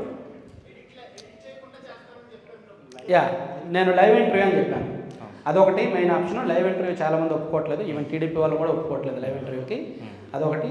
ఇంకోటి ఏంటంటే 2 రాజకీయ పార్టీలకి కూడా వాళ్ళు మాట్లాడాల్సిన సబ్జెక్టు వాళ్ళ పార్టీ సెంట్రల్ ఆఫీస్ నుంచి వస్తుంది, గైడ్ లైన్స్ వస్తాయి.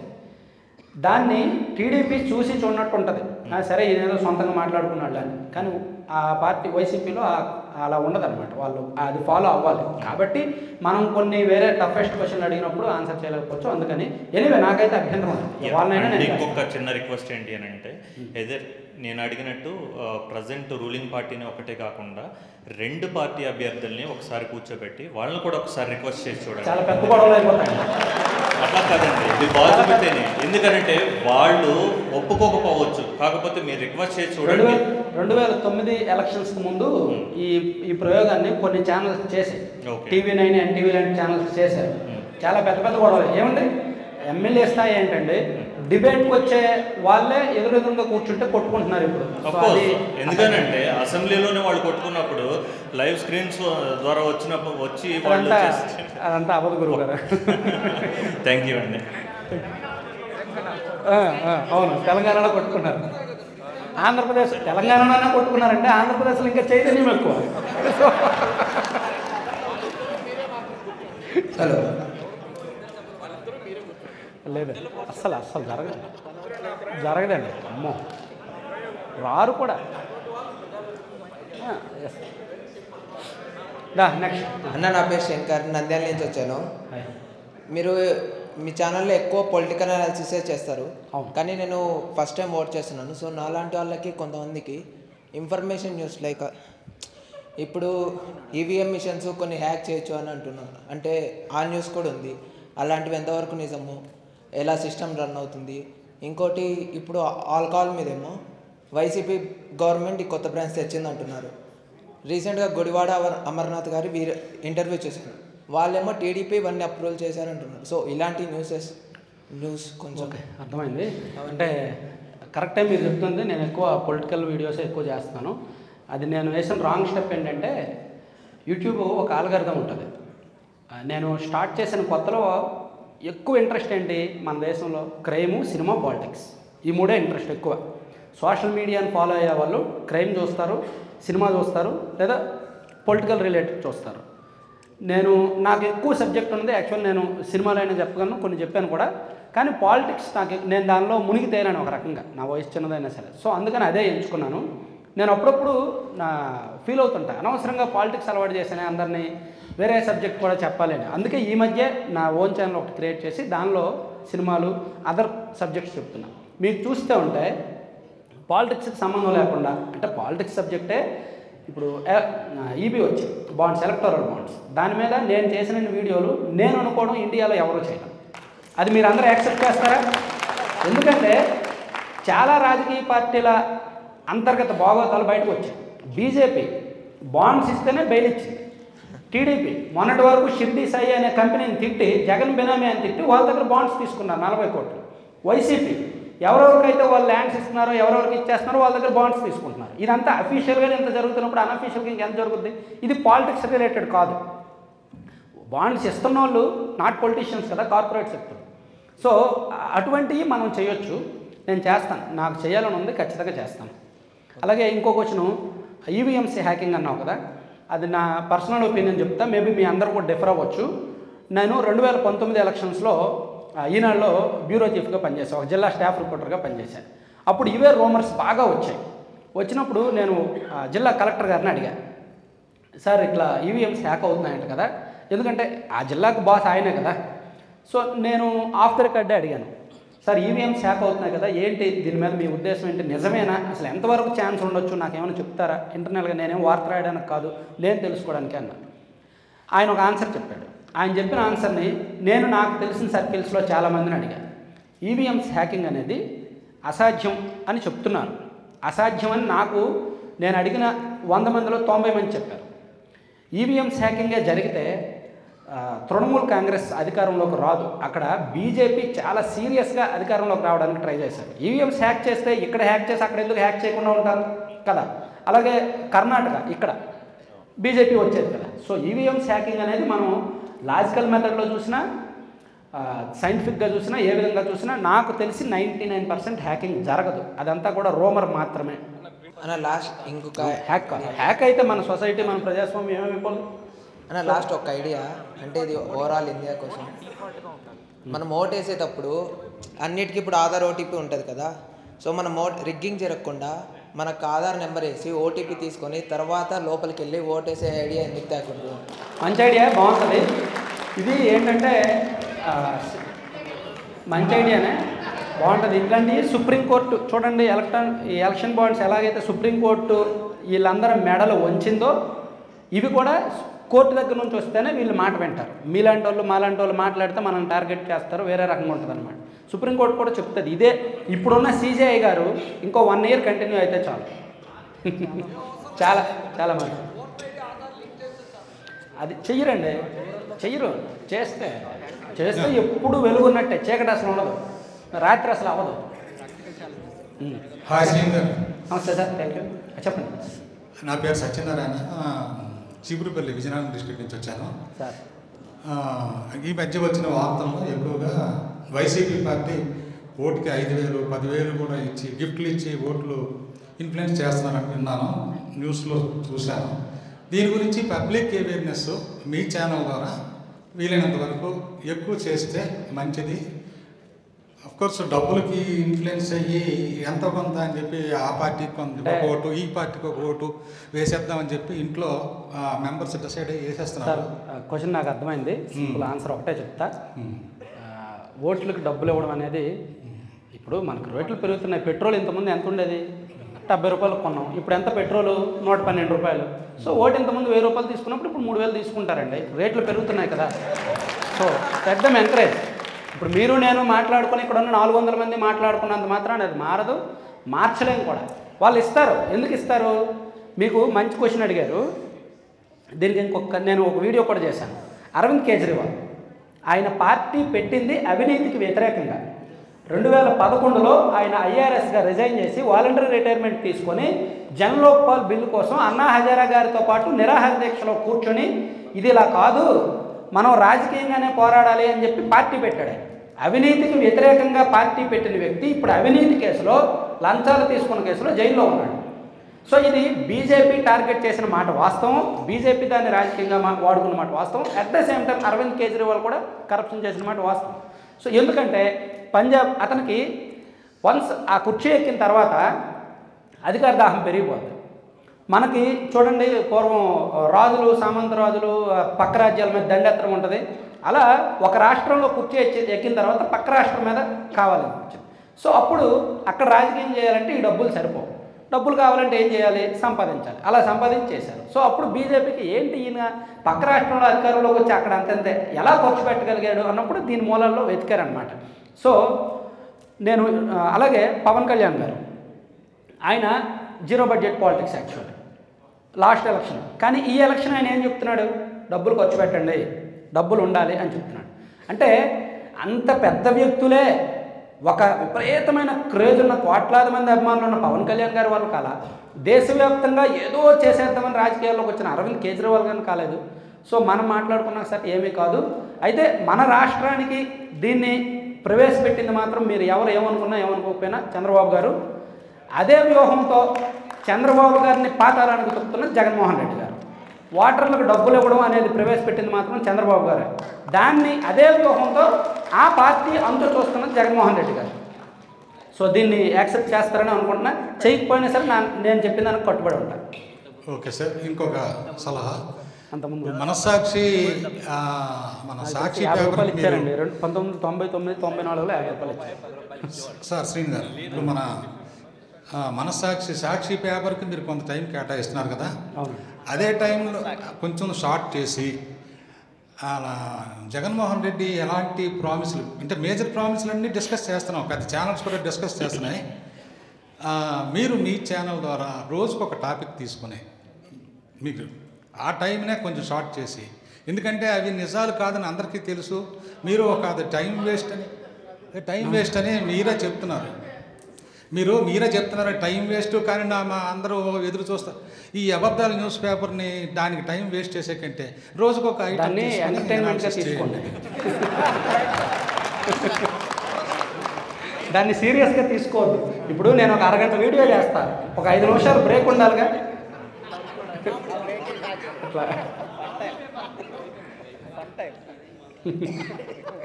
నమస్తే శ్రీనివాస్ గారు. నమస్తే అండి. నేను కొండేపి, ప్రకాశం జిల్లా.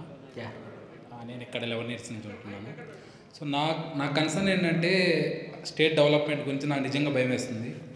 ఎందుకంటే ఏదైనా ఒక స్టేట్ డెవలప్ కావాలంటే దానికి సంబంధించిన మౌలిక సదుపాయాలు కానీ, ఉపాధి అవకాశాలు కానీ, ఇన్ఫ్రాస్ట్రక్చర్ డెవలప్మెంట్ కానీ, లేకుంటే భవిష్యత్ ఫ్యూచర్ కోసం ఇన్కమ్ జనరేట్ చేయాలి. Income or any other source of income కావాలి స్టేట్కి.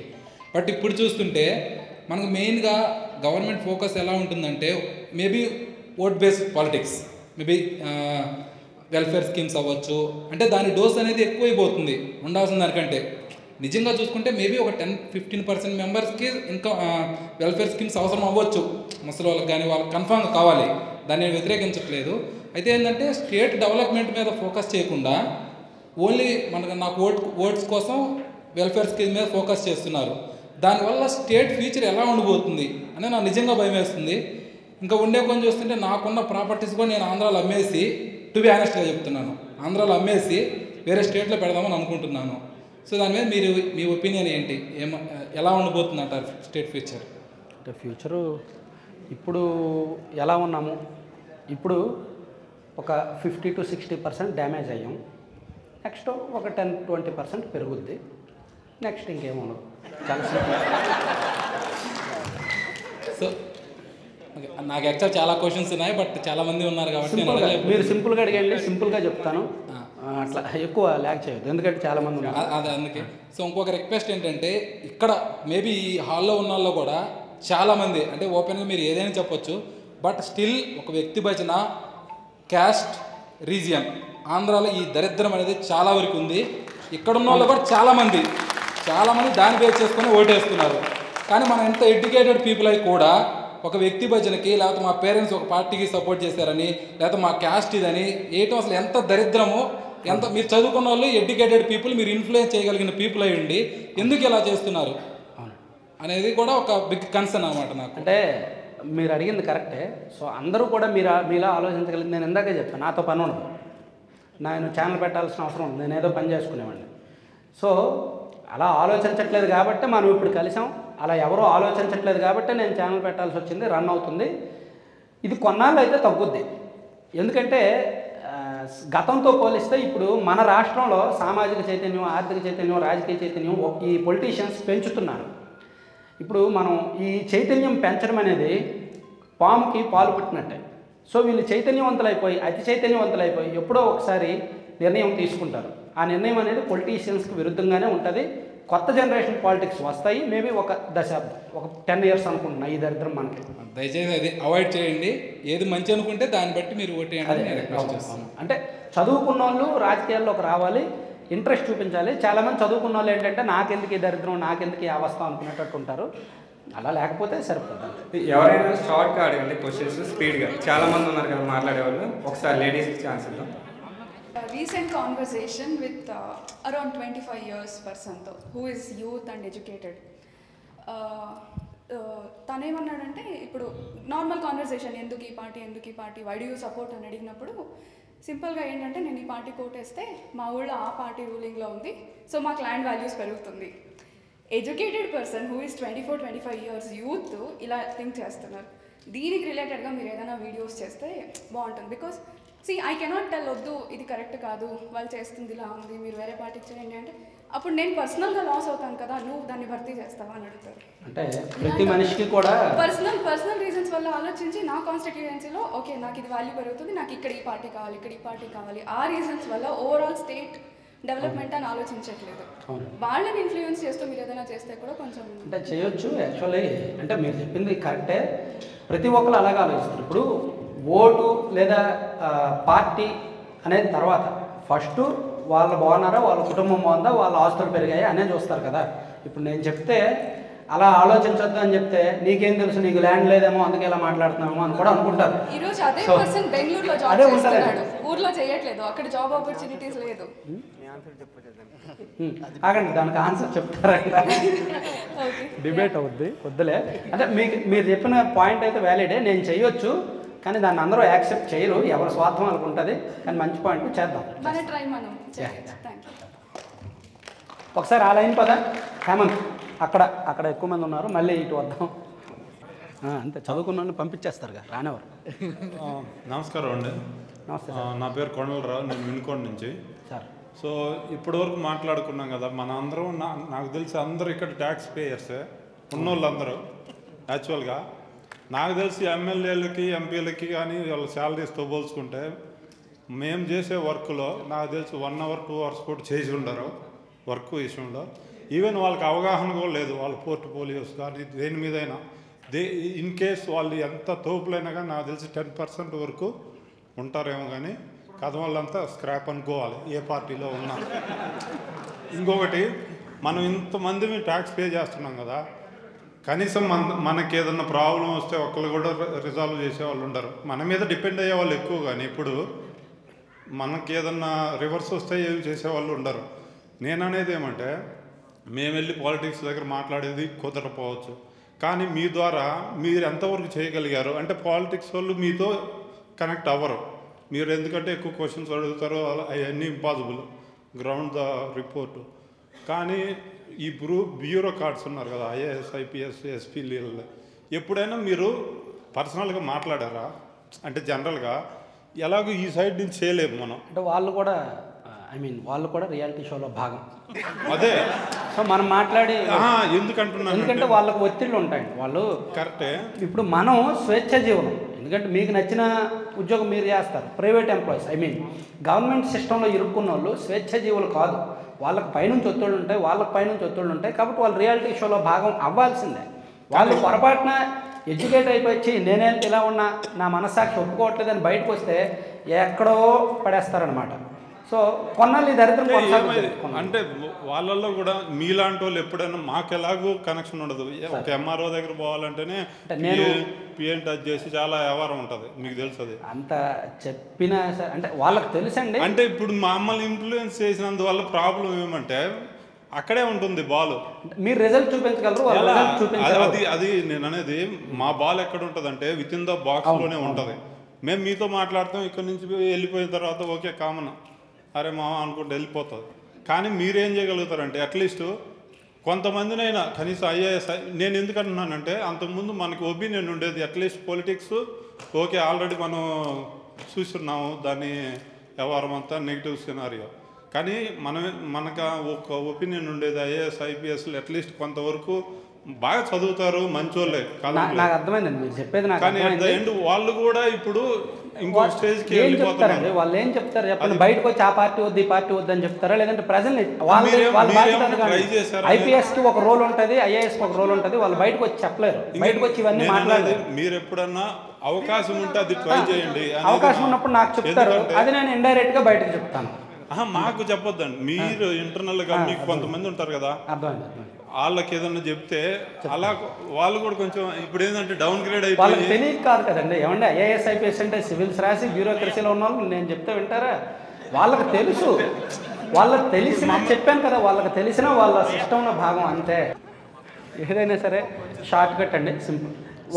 ఒక 2 minutesలో మొత్తం 2 minutesలో మీ క్వశ్చన్ నా ఆన్సర్ అయిపోవాలి. సరే, మీ అందరికీ అంటే నేను ఇందా నుంచి ఎగ్జైట్ అయ్యి క్వశ్చన్ అడగాలని నేను 40 kilometers నుంచి ఇక్కడికి వచ్చాను. బేసికల్గా ఏంటంటే అందరం తొలి అడుగు అనేది అమరావతి అనేది పడింది, తర్వాత 3 capitals అనేది 2వ అడుగు పడింది, ఇంకోటి 10 capitals అనేది ఇంకో అడుగు పడవచ్చు. అది I'm not going to debate on that, just only first statement.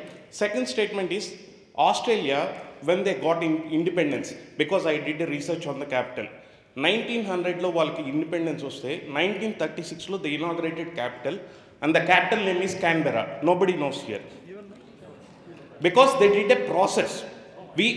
Any party which comes to the power has to follow the process, be it TDP or be it YCP or be it any other government. When there is a process violation, there will be unrest. As an educated people, we need to question where the process is not followed. Okay? And second point I'll tell you, just 30 seconds. మన India ఇవాళ develop అయిందంటే మనందరం ఇక్కడ ఉన్నామంటే కారణం ఎవరో తెలుసా? మన family planning at 1975. Because Indira Gandhi, that time the family planning, because this is not a statement from me, it is a scientific study when I am doing in IIM Bangalore that was taught to me. 1975 lo they did a family planning. They said they educated everyone, whereas China told if you do second children you will not get anything. They forced. Today they have the more elder population. India has the most younger population up to 2050. Our demographics is showing till 2050 we will have the highest population, because the policy was created in 1975. So we need to have a proper policies and process, and any government, be it Andhra, be it state or anything, we are మనం ఎలా తయారయ్యామంటే social మీడియాలో ఏదో చెప్పాడు ఇక దాని మీదకి వెళ్ళిపోతున్నాం. దాని బ్యాక్ లోతు ఎంత, దాని ప్రాసెస్ ఎంత, పాలసీస్ ఎంత, కొద్దిగా ఆలోచించండి. I'm not saying going in depth, please think. ఇప్పుడు అమరావతి అనే ప్రాసెస్ని కరెక్ట్గా ఫాలో అయితే మనము బీ 2 years or 3 years, ఇవాళ జగన్ వస్తే ఇది చేశాడని మనం క్వశ్చన్ చేయడానికి ఉండేది కాదు. Process violation should be not encouraged. Any government should follow the process. అదే అలా చేయకపోవడం వల్ల నష్టం జరుగుతుంది. ఆ నష్టంలోనే ఇప్పుడు ఉన్నాము. ఒక్క నిమిషం అండి, ఒక్క నిమిషం. యాక్చువల్లీ మీరు అంటే ఓపెన్గా అడగలేని వాళ్ళు, మీకు లోపల ఉండొచ్చు ఏదో అడగాలి అని, లేదా నేను ఏదైనా వీడియో చేస్తే బాగుంటుందని మీకు లోపల ఉండొచ్చు. అది ఇంతమందిలో మీరు అడగలేకపోవచ్చు. సో మీకు ఒక స్లిప్ ఇస్తా, స్లిప్ అండ్ ఒక పెన్ను. మీరు నాకేమైనా సలహా ఇవ్వాలన్నా, నాకేమైనా సజెషన్ చెప్పాలన్నా, లేదా నా కంటెంట్ విషయంలో మార్పులు కావాలన్నా, లేదా పలానా వీడియో చేస్తే బాగుంటుంది, ఇప్పుడు తను చెప్పారు చూడండి ఒక వీడియో చేయండి, అటువంటి మీరు చెప్పాలన్నా సరే ఆ స్లిప్ మీద రాసి నాకు ఇచ్చేయండి, మా టీంకి ఇచ్చేయండి. నేను అవన్నీ కూడా చూసి నెక్స్ట్ డేస్ ఏది పాసిబుల్లో చూసుకొని దాని మీద స్టడీ చేసి వీడియోస్ చేస్తాను.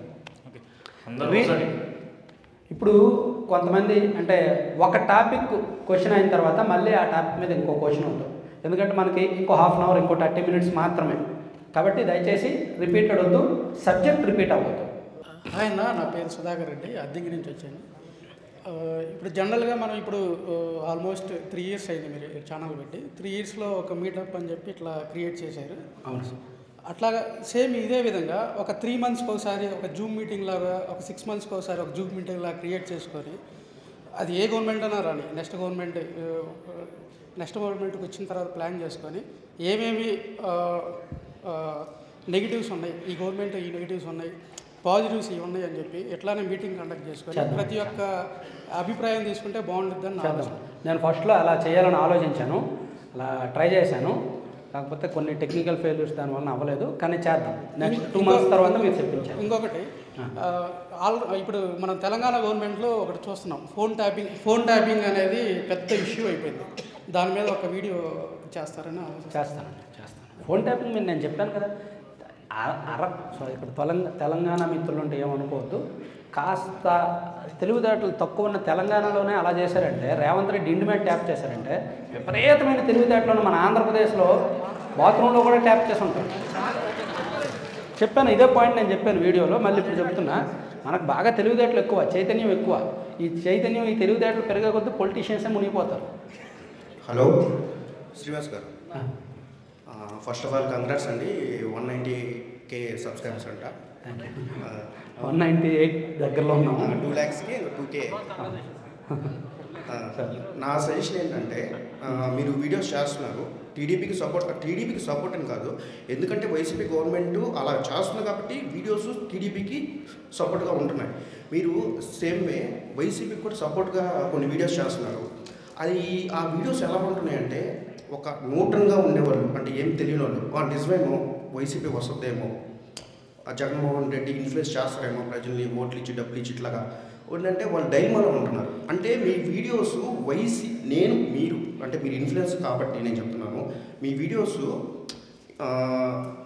మన వైసీపీకి సపోర్ట్గా ఉండొద్దు అంటున్నాను నేను. ఎందుకంటే స్టేట్ బాగుండాలి అని అంటే మీరు అలా చేయొద్దని అంటున్నారు. ఈ 40 days సరే, ఇక్కడ ఆఫ్ ద రికార్డు కానీ ఆన్ ద రికార్డు అడుగుతున్నా మన సీమరాజు అలాగా.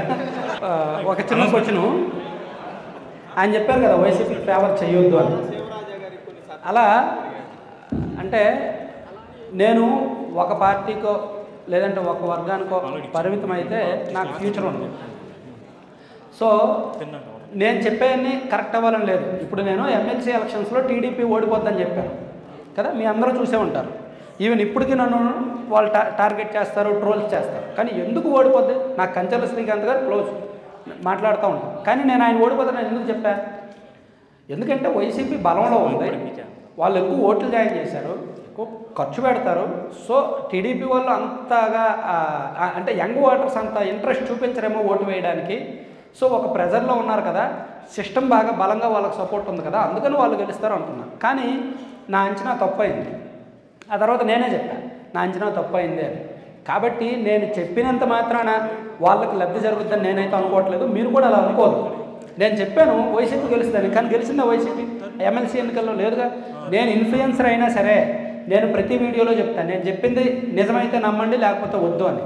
సో నిజమైతే ఎవరైతే వాళ్ళే నమ్ముతారండి. నా పేరు వెంకట్, మాది గుంటూరు. నేను ఇక్కడ 15 years నుంచి ఇక్కడే ఉంటున్నాను. ఏదో మాకు చిన్న డౌట్ అండి, కరప్షన్ అంటున్నారు. దేశం మొత్తం మీద 5-10 వేల మంది ఉంటారు. నాకు తెలిసి 5,000 మంది ఉంటారు, వార్డు నెంబర్ కాడి నుంచి PM దాకా. మనం వాళ్ళు కరప్టర్ కాదండి, పీపుల్సే కరప్టెడ్. ఎందుకంటే ఒకసారి అవినీతి కొరడు ఒకసారి ఎమ్మెల్యే అయ్యాడు, వాడు వెనకాల ఆడే రౌడీ షీట్ ఉన్న తర్వాత కూడా మనం వాడిని గెలిపిస్తున్నాం అంటే తప్పు వాళ్ళది కాదండి. మనం ఎంతసేపు కొట్టుకుంటున్నాం, తప్పు వాళ్ళది కాదు, మనది. ఇదే పీపుల్స్ కరప్టెడ్ ఎందుకంటే ఇదే సారీ ఇదే మేనిఫెస్టో జపాన్లో పెడితే అక్కడికక్కడ దాన్ని స్పాయిల్ చేస్తారు ఆ పార్టీని. కానీ ఇక్కడ అది వాళ్ళకి పెరుగుతుంది. పీపుల్స్ తప్పండి, అది నాయకుడు మిస్టేక్ కాదు. అంటే పీపుల్స్ తప్పు ఎందుకంటే అవగాహన లేక, చైతన్యం లేక అదే అవుతుంది. అంటే పీపుల్స్ కరప్షన్ అని ఎందుకు అనుకుంటున్నాం, ఓట్లకు డబ్బులు తీసుకుంటారు కాబట్టి. ఓట్లకు డబ్బులు తీసుకొని ఇన్ఫ్లుయెన్స్ అయ్యే వాళ్ళు ఎంతమంది ఉంటారు, ఒక నియోజకవర్గం మొత్తం మీద 5 to 8% మాత్రమే డబ్బులకి ఇన్ఫ్లుయెన్స్ అవుతారు. కానీ తీసుకునేది మాత్రం అందరూ తీసుకుంటారు. కానీ ఇచ్చాడు కదా మొహమాటానికి పోయి ఓటు వేద్దాం అనుకునే వాళ్ళు 5 to 7% మాత్రమే ఉంటారు. అంటే ఎన్నికల్లో డబ్బు ప్రభావితం తక్కువే, కానీ ఖర్చు ఎందుకు ఎక్కువ అవుతుందంటే అందరూ ఎక్స్పెక్ట్ చేస్తారు. జనరల్ ఎలక్షన్ వచ్చేసరికి అన్ఎడ్యుకేటెడ్స్ ఓటేస్తారు, చిన్న బలహీనతారు. నేను ముసలోళ్ళు అయినప్పుడు ఎక్స్పెక్ట్ చేస్తాను. ఎమ్మెల్సీ ఎలక్షన్స్లో డిగ్రీ వాళ్ళు వేసేటప్పుడు కూడా అవే పార్టీలు గెలుస్తున్నాయి. అది ఒకటి. ఇంకొకటి అంటే నేను చూస్తూ ఉంటాను, 1956 నుంచి మన స్టేట్లో 2 కులాలు వెళ్తున్నాయి. వాళ్ళ ప్రాపర్టీ అండి అది కాదు కదా, అన్ని కులాలు ఏలాలి కదా. ఇప్పుడు సాఫ్ట్వేర్ రంగం ఉంది, ఎంతోమంది ఎన్నో కులాలు ఉన్నారు, వాళ్ళ టాలెంట్ ఇస్తే ఎర్రగా చింపేస్తారు. బీసీయా, ఎస్టీయా, ఓసీయా కాదు. కానీ రాజకీయ రంగం 2 కులాల దగ్గర ఎందుకు ఆగిపోతుందండి? బీసీలు ఉన్నారు, ఎస్సీలు ఉన్నారు, ఎస్టీలు ఉన్నారు. 30 ఏళ్ల కిందట మన ఆంధ్రప్రదేశ్లో నేను వినేవాడిని, పలానా కులం 16 సంవత్సరాలు ప్రెసిడెంట్ చేశాడు అని 2 కులాల మధ్య ఉండి. ఇప్పుడు అట్లా కాదు, ఒక సంవత్సరం బీసీ ప్రెసిడెంట్, ఒక సంవత్సరం ఎస్సీ ప్రెసిడెంట్, ఒక సంవత్సరం జనరల్, అట్లనే సీఎం ఎందుకు కాకూడదు? అర్థమైంది. ఇది అంటే కులాల గురించి ఆయన అడిగాడు, నేను చెప్పొచ్చా, ఒప్పుకుంటారా? అంటే ఎందుకు క్యాష్ టాపిక్ ఎందుకు అంటారా? అంటే యాక్చువల్లీ ఒకటి 2 కులాల మధ్య అధికారం ఉందనేది వాస్తవమే. ఒకటి వాళ్ళతో పాటు ఇంకో కమ్యూనిటీ కూడా బలమైన కమ్యూనిటీ ఉంది, పవన్ కళ్యాణ్ గారి community, I mean Kapu community. వాళ్ళు లీడర్స్ ఎక్కువ, ఐక్యత లేదు. మంది ఎక్కువ అయ్యే కొద్దీ మంచికి పలచన అంటారు కదా. సో అందుకని ఒక సామాజిక వర్గం ఎక్కువ మంది అయినప్పుడు వాళ్ళలో ఐక్యత ఉండకపోవడం, డిఫరెంట్ ఒపీనియన్స్ ఉండడం, సో అందుకని వాళ్ళు కాలేకపోతున్నారు. అట్ ద సేమ్ టైం బీసీలు కూడా మోర్ దాన్ 140 సబ్ క్యాస్ట్స్ ఉన్నాయి. కానీ వాళ్ళు కూడా ఎందుకు రాలేకపోతున్నారు? వాళ్ళలో కూడా ఒక కమ్యూనిటీ ఎదిగితే ఇంకో కమ్యూనిటీ చూడలేరు. సేమ్ కుల వృత్తులను నమ్ముకొని, నేను కూడా ఒక బీసీ, ఒక కుల వృత్తిని నమ్ముకున్న ఫ్యామిలీ నుంచి వచ్చా, ఓపెన్గా చెప్తున్నా, ఎవరో అనుకోవద్దు. సో ఒకే కుల వృత్తి మీద ఆధారపడిన 2 బీసీ కులాలు ఒకరు బాగుపడితే ఇంకొకరు చూడలేరు. అంటే ఐ మీన్ ఇది ఎందుకు అంటున్నానంటే, ఇది ఒకప్పుడు ఉండేది, ఎప్పుడు మా చిన్నప్పుడు అయితే ఉండేది, నేను అబ్జర్వ్ చేశాను. ఇప్పుడు ఇది తగ్గుతుంది. ఇప్పుడు అనాగరికత పోతుంది. సో సంపాదన ఎంతో కొంత సంపాదిస్తున్నారు, దాంతోపాటు చైతన్యాన్ని సంపాదిస్తున్నారు, డబ్బులు సంపాదిస్తున్నారు, సబ్జెక్ట్ సంపాదిస్తున్నారు. కాబట్టి నేను అనుకోవడం ఇంకో 10-15 సంవత్సరాల తరువాత అదర్ క్యాస్ట్స్ కూడా రావచ్చు అని అనుకుంటున్నా. అప్పుడు వరకు మాత్రం ఇదే ఉంటాయి. ఎందుకంటే బీసీ కమ్యూనిటీ జనం ఎక్కువ ఉన్నప్పటికీ ఆర్థికంగా బాగా వెనుకబాటు ఉండటం వల్ల ఇన్నాళ్ళు చైతన్యం అవ్వాల, కుర్చీ మీద ఆశ పుట్ల, మనకెందుకు అదే అనుకుంటూ ఉండేవారు. కానీ ఇప్పుడు వస్తుంది, ఒక 10-15 ఇయర్స్ తర్వాత రావచ్చు. సుప్రీంకోర్టు మార్చలేదు అంటే, రిజర్వేషన్లు ఆల్రెడీ ఉద్యోగాల్లో పెట్టారు, రాజకీయాల్లో రిజర్వేషన్లు కొన్ని సీట్లను పెట్టారు, ఇంకా సీఎం కుర్చీకి రిజర్వేషన్ తేవాలి. అది మీరు అంటారు. అడుగుదాం, చంద్రచూడ్ గారికి మెయిల్ పెడదాం, సిజేఐ గారికి మెయిల్ పెడదాం. యా హలో,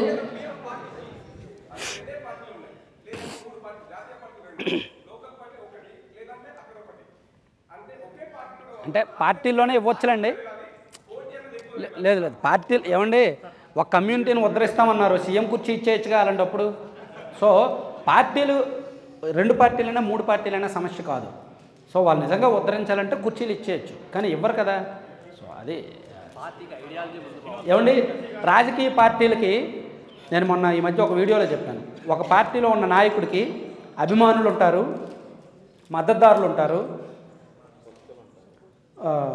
భక్తులు కాదు బానిసలు ఉంటారు, కట్టు బానిసలు ఉంటారు. సో ఇప్పుడు మన రాజకీయ నాయకులకి లాస్ట్ 2 చెప్పిన వాళ్ళు కావాలి మన పార్టీలకి, వాళ్ళు ఏం చెప్తే. సో అందుకే మనం ఇలా తయారయ్యామన్నమాట. సో అభిమానుల్ని ఎక్కువ ఎంకరేజ్ చేయరు, ఎక్కడి వరకు లిమిట్లో ఉంచాలో అక్కడి వరకు ఉంచుతారు, మద్దతుదారులను కూడా ఎక్కడి వరకు ఉంచాలో అక్కడి వరకు ఉంచుతారు, బానిసల్ని కట్టు బానిసల్ని ఎక్కడి వరకు తీసుకెళ్తారు. అర్థమైంది అనుకుంటున్నా. Thank you. నెక్స్ట్. నా పేరు హైమ, మాది రేపల్లె, గుంటూరు జిల్లా. బెంగళూరులో లాస్ట్ 10 years నుంచి ఉంటున్నాను సార్. సో ఇప్పటిదాకా ఉన్న అవేర్నెస్ కన్నా from last 5 years political awareness ఆంధ్రాలో చాలా ఒక ట్రిపుల్ టైం అయిందని నేను అనుకుంటున్నాను. ఎందుకంటే ఈ 5 yearsలో చాలామంది మీలాంటి యంగ్స్టర్స్ కానివ్వండి, చాలామంది ఇన్ఫ్లుయెన్సర్స్ బయటకు వచ్చి ఏం జరుగుతుంది మన రాష్ట్రంలో అనే దాన్ని చాలా ఎక్కువగా ప్రొజెక్ట్ చేయడం వల్ల ఇంత అవేర్నెస్ వచ్చిందని నా అభిప్రాయం. సో ఈ చాలామంది ఫ్యాషన్గా చెప్తారు పాలిటిక్స్ అని మాకు ఇంట్రెస్ట్ లేదు అని. మనకి ఇంట్రెస్ట్ ఉన్నా లేకపోయినా మంచి అడ్మినిస్ట్రేషన్, పొలిటీషియన్స్ ఉంటేనే ఒక స్టేట్ డెవలప్ అవడానికి అన్ని ఇంటర్ కనెక్టెడ్గా పొలిటీషియన్స్ చేతుల్లోనే ఉంటాయి. కాబట్టి సో పాలిటిక్స్ అనేవి మనకు సంబంధం లేదు అని అనుకునే వాళ్ళు 80% ఉన్నారు ఒక స్టేట్లో. నేను ఐటీలో ఉన్నాను, నాకెందుకు పాలిటిక్స్ అంటారు చాలామంది. లేకపోతే మేము బిజినెస్ చేస్తున్నాం, మాకు పాలిటిక్స్ మాకు సంబంధం లేదంటారు. సో అట్లాంటి అభిప్రాయాన్ని పోగొట్టాలి అంటే యంగ్స్టర్స్ అనేవాళ్ళు పొలిటిక్స్లోకి రావడానికి ఎక్కువ చూపించాలి అనేది, చొరవ చూపించాలి అనేది, దాని గురించి మీరు ఎక్కువ వీడియోలు చేస్తే బాగుంటుంది అనుకుంటున్నాను. ఈవెన్ మన స్కూల్స్లో కూడా చాలా ఇగ్నోర్ టాపిక్స్, సోషల్ స్టడీస్ అంటే ఈ రోజులో డిగ్రీ చదువుకున్న పిల్లల్ని తీసుకొచ్చి డెమోక్రటిక్ అంటే ఏంటి, సెక్యులరిజం అంటే ఏంటి, ఫెడరలిజం అంటే ఏంటి, మినిమం కాన్సెప్ట్స్ కూడా తెలియకుండా మన ఎడ్యుకేషన్ సిస్టమ్ ఉంది. యాక్చువల్లీ అంటే మీరు అడిగే క్వశ్చన్ అర్థమైంది. రాజకీయ చైతన్యం గతంతో పోలిస్తే పెరిగింది. యాక్చువల్లీ రాజకీయం అనేది పెద్ద సబ్జెక్ట్ కాదండి. మనం మన పక్కింటోడు మనకు నచ్చకపోతే వాడి మీద మనం చేసేది రాజకీయమే. సో మనకు ఎవరైనా నచ్చకపోతే వాళ్ళ మీద మనం చేసేది రాజకీయమే. కరెక్ట్. ప్రతి ఒక్కరు పొలిటీషియన్సే. నాలెడ్జ్ లేకుండా పాలిటిక్స్లోకి రావడం కన్నా ఒక ఎకనామిక్, ఇప్పుడు సిబిఎన్ సార్ ఎంత మంచి పొలిటీషియన్ ఎలా అయ్యారంటే ఆయన ప్రాపర్ నాలెడ్జ్, దాని గురించి ఎకనామికల్గా ఆయన చదువుకున్నారు కాబట్టి పర్ఫెక్ట్గా ఆయన ఆయన మాస్టర్స్ చేశారు కాబట్టి ఆయనకి అంత విజన్ ఉందండి. ఏమీ లేకుండా పాలిటిక్స్ వచ్చిన వాళ్ళకి ఆ సబ్జెక్ట్ గురించి గ్రిప్గా వచ్చిన వాళ్ళు డిఫరెన్స్ డెఫినెట్గా ఉంటుంది. సో ఆ అవేర్నెస్ అనేది, పొలిటికల్ అవేర్నెస్ అనేది స్కూల్ నుంచి ఉంటేనే పర్ఫెక్ట్గా ఉంటుందని నా అభిప్రాయం. So it has to be. అంటే ఇప్పుడు నేను ఒక భిన్నమైన 2 నిమిషాలు చెప్తా. ఈ మధ్య ఒక పొలిటీషియన్తో నేను ఆఫ్ ద రికార్డ్ ఇంటరాక్ట్ అయ్యాను. ఆ సందర్భంలో ఆయన కష్టాలు ఆయన చెప్పుకుంటున్నాడు, నా కష్టాలు నేను చెప్పుకుంటున్నా. అంటే ఆయన ప్రొఫెషన్ కష్టాలు ఆయన చెప్తున్నాడు, నా ప్రొఫెషన్ కష్టాలు నేను చెప్తున్నా. మన ఇండియాలో నాకు తెలిసి సెంట్రల్ గవర్నమెంట్ బ్యాంక్స్ పోలీసులకి, లాయర్లకి, జర్నలిస్టులకి లోన్స్ ఇవ్వరు, బ్యాంక్ లోన్స్ ఇవ్వరు. నేను లోన్ తెచ్చుకోవడానికి చాలా కష్టపడ్డా. నేను జర్నలిస్ట్ కాదు బాబు అని చెప్పి నేను వేరే ప్రొఫెషన్ ఏదో పెట్టి లోన్ తెచ్చుకోవాల్సి వచ్చింది. అఫ్కోర్స్ నేను వేరేది కూడా చేస్తానని మీ అందరికీ తెలుసు కాబట్టి. సో నాకు తెలిసిన విషయం ఏంటంటే పొలిటీషియన్స్కి కూడా బ్యాంకులు లోన్ ఇవ్వట్ల, పొలిటీషియన్స్కి కూడా బ్యాంక్స్ లోన్ ఇవ్వట్ల.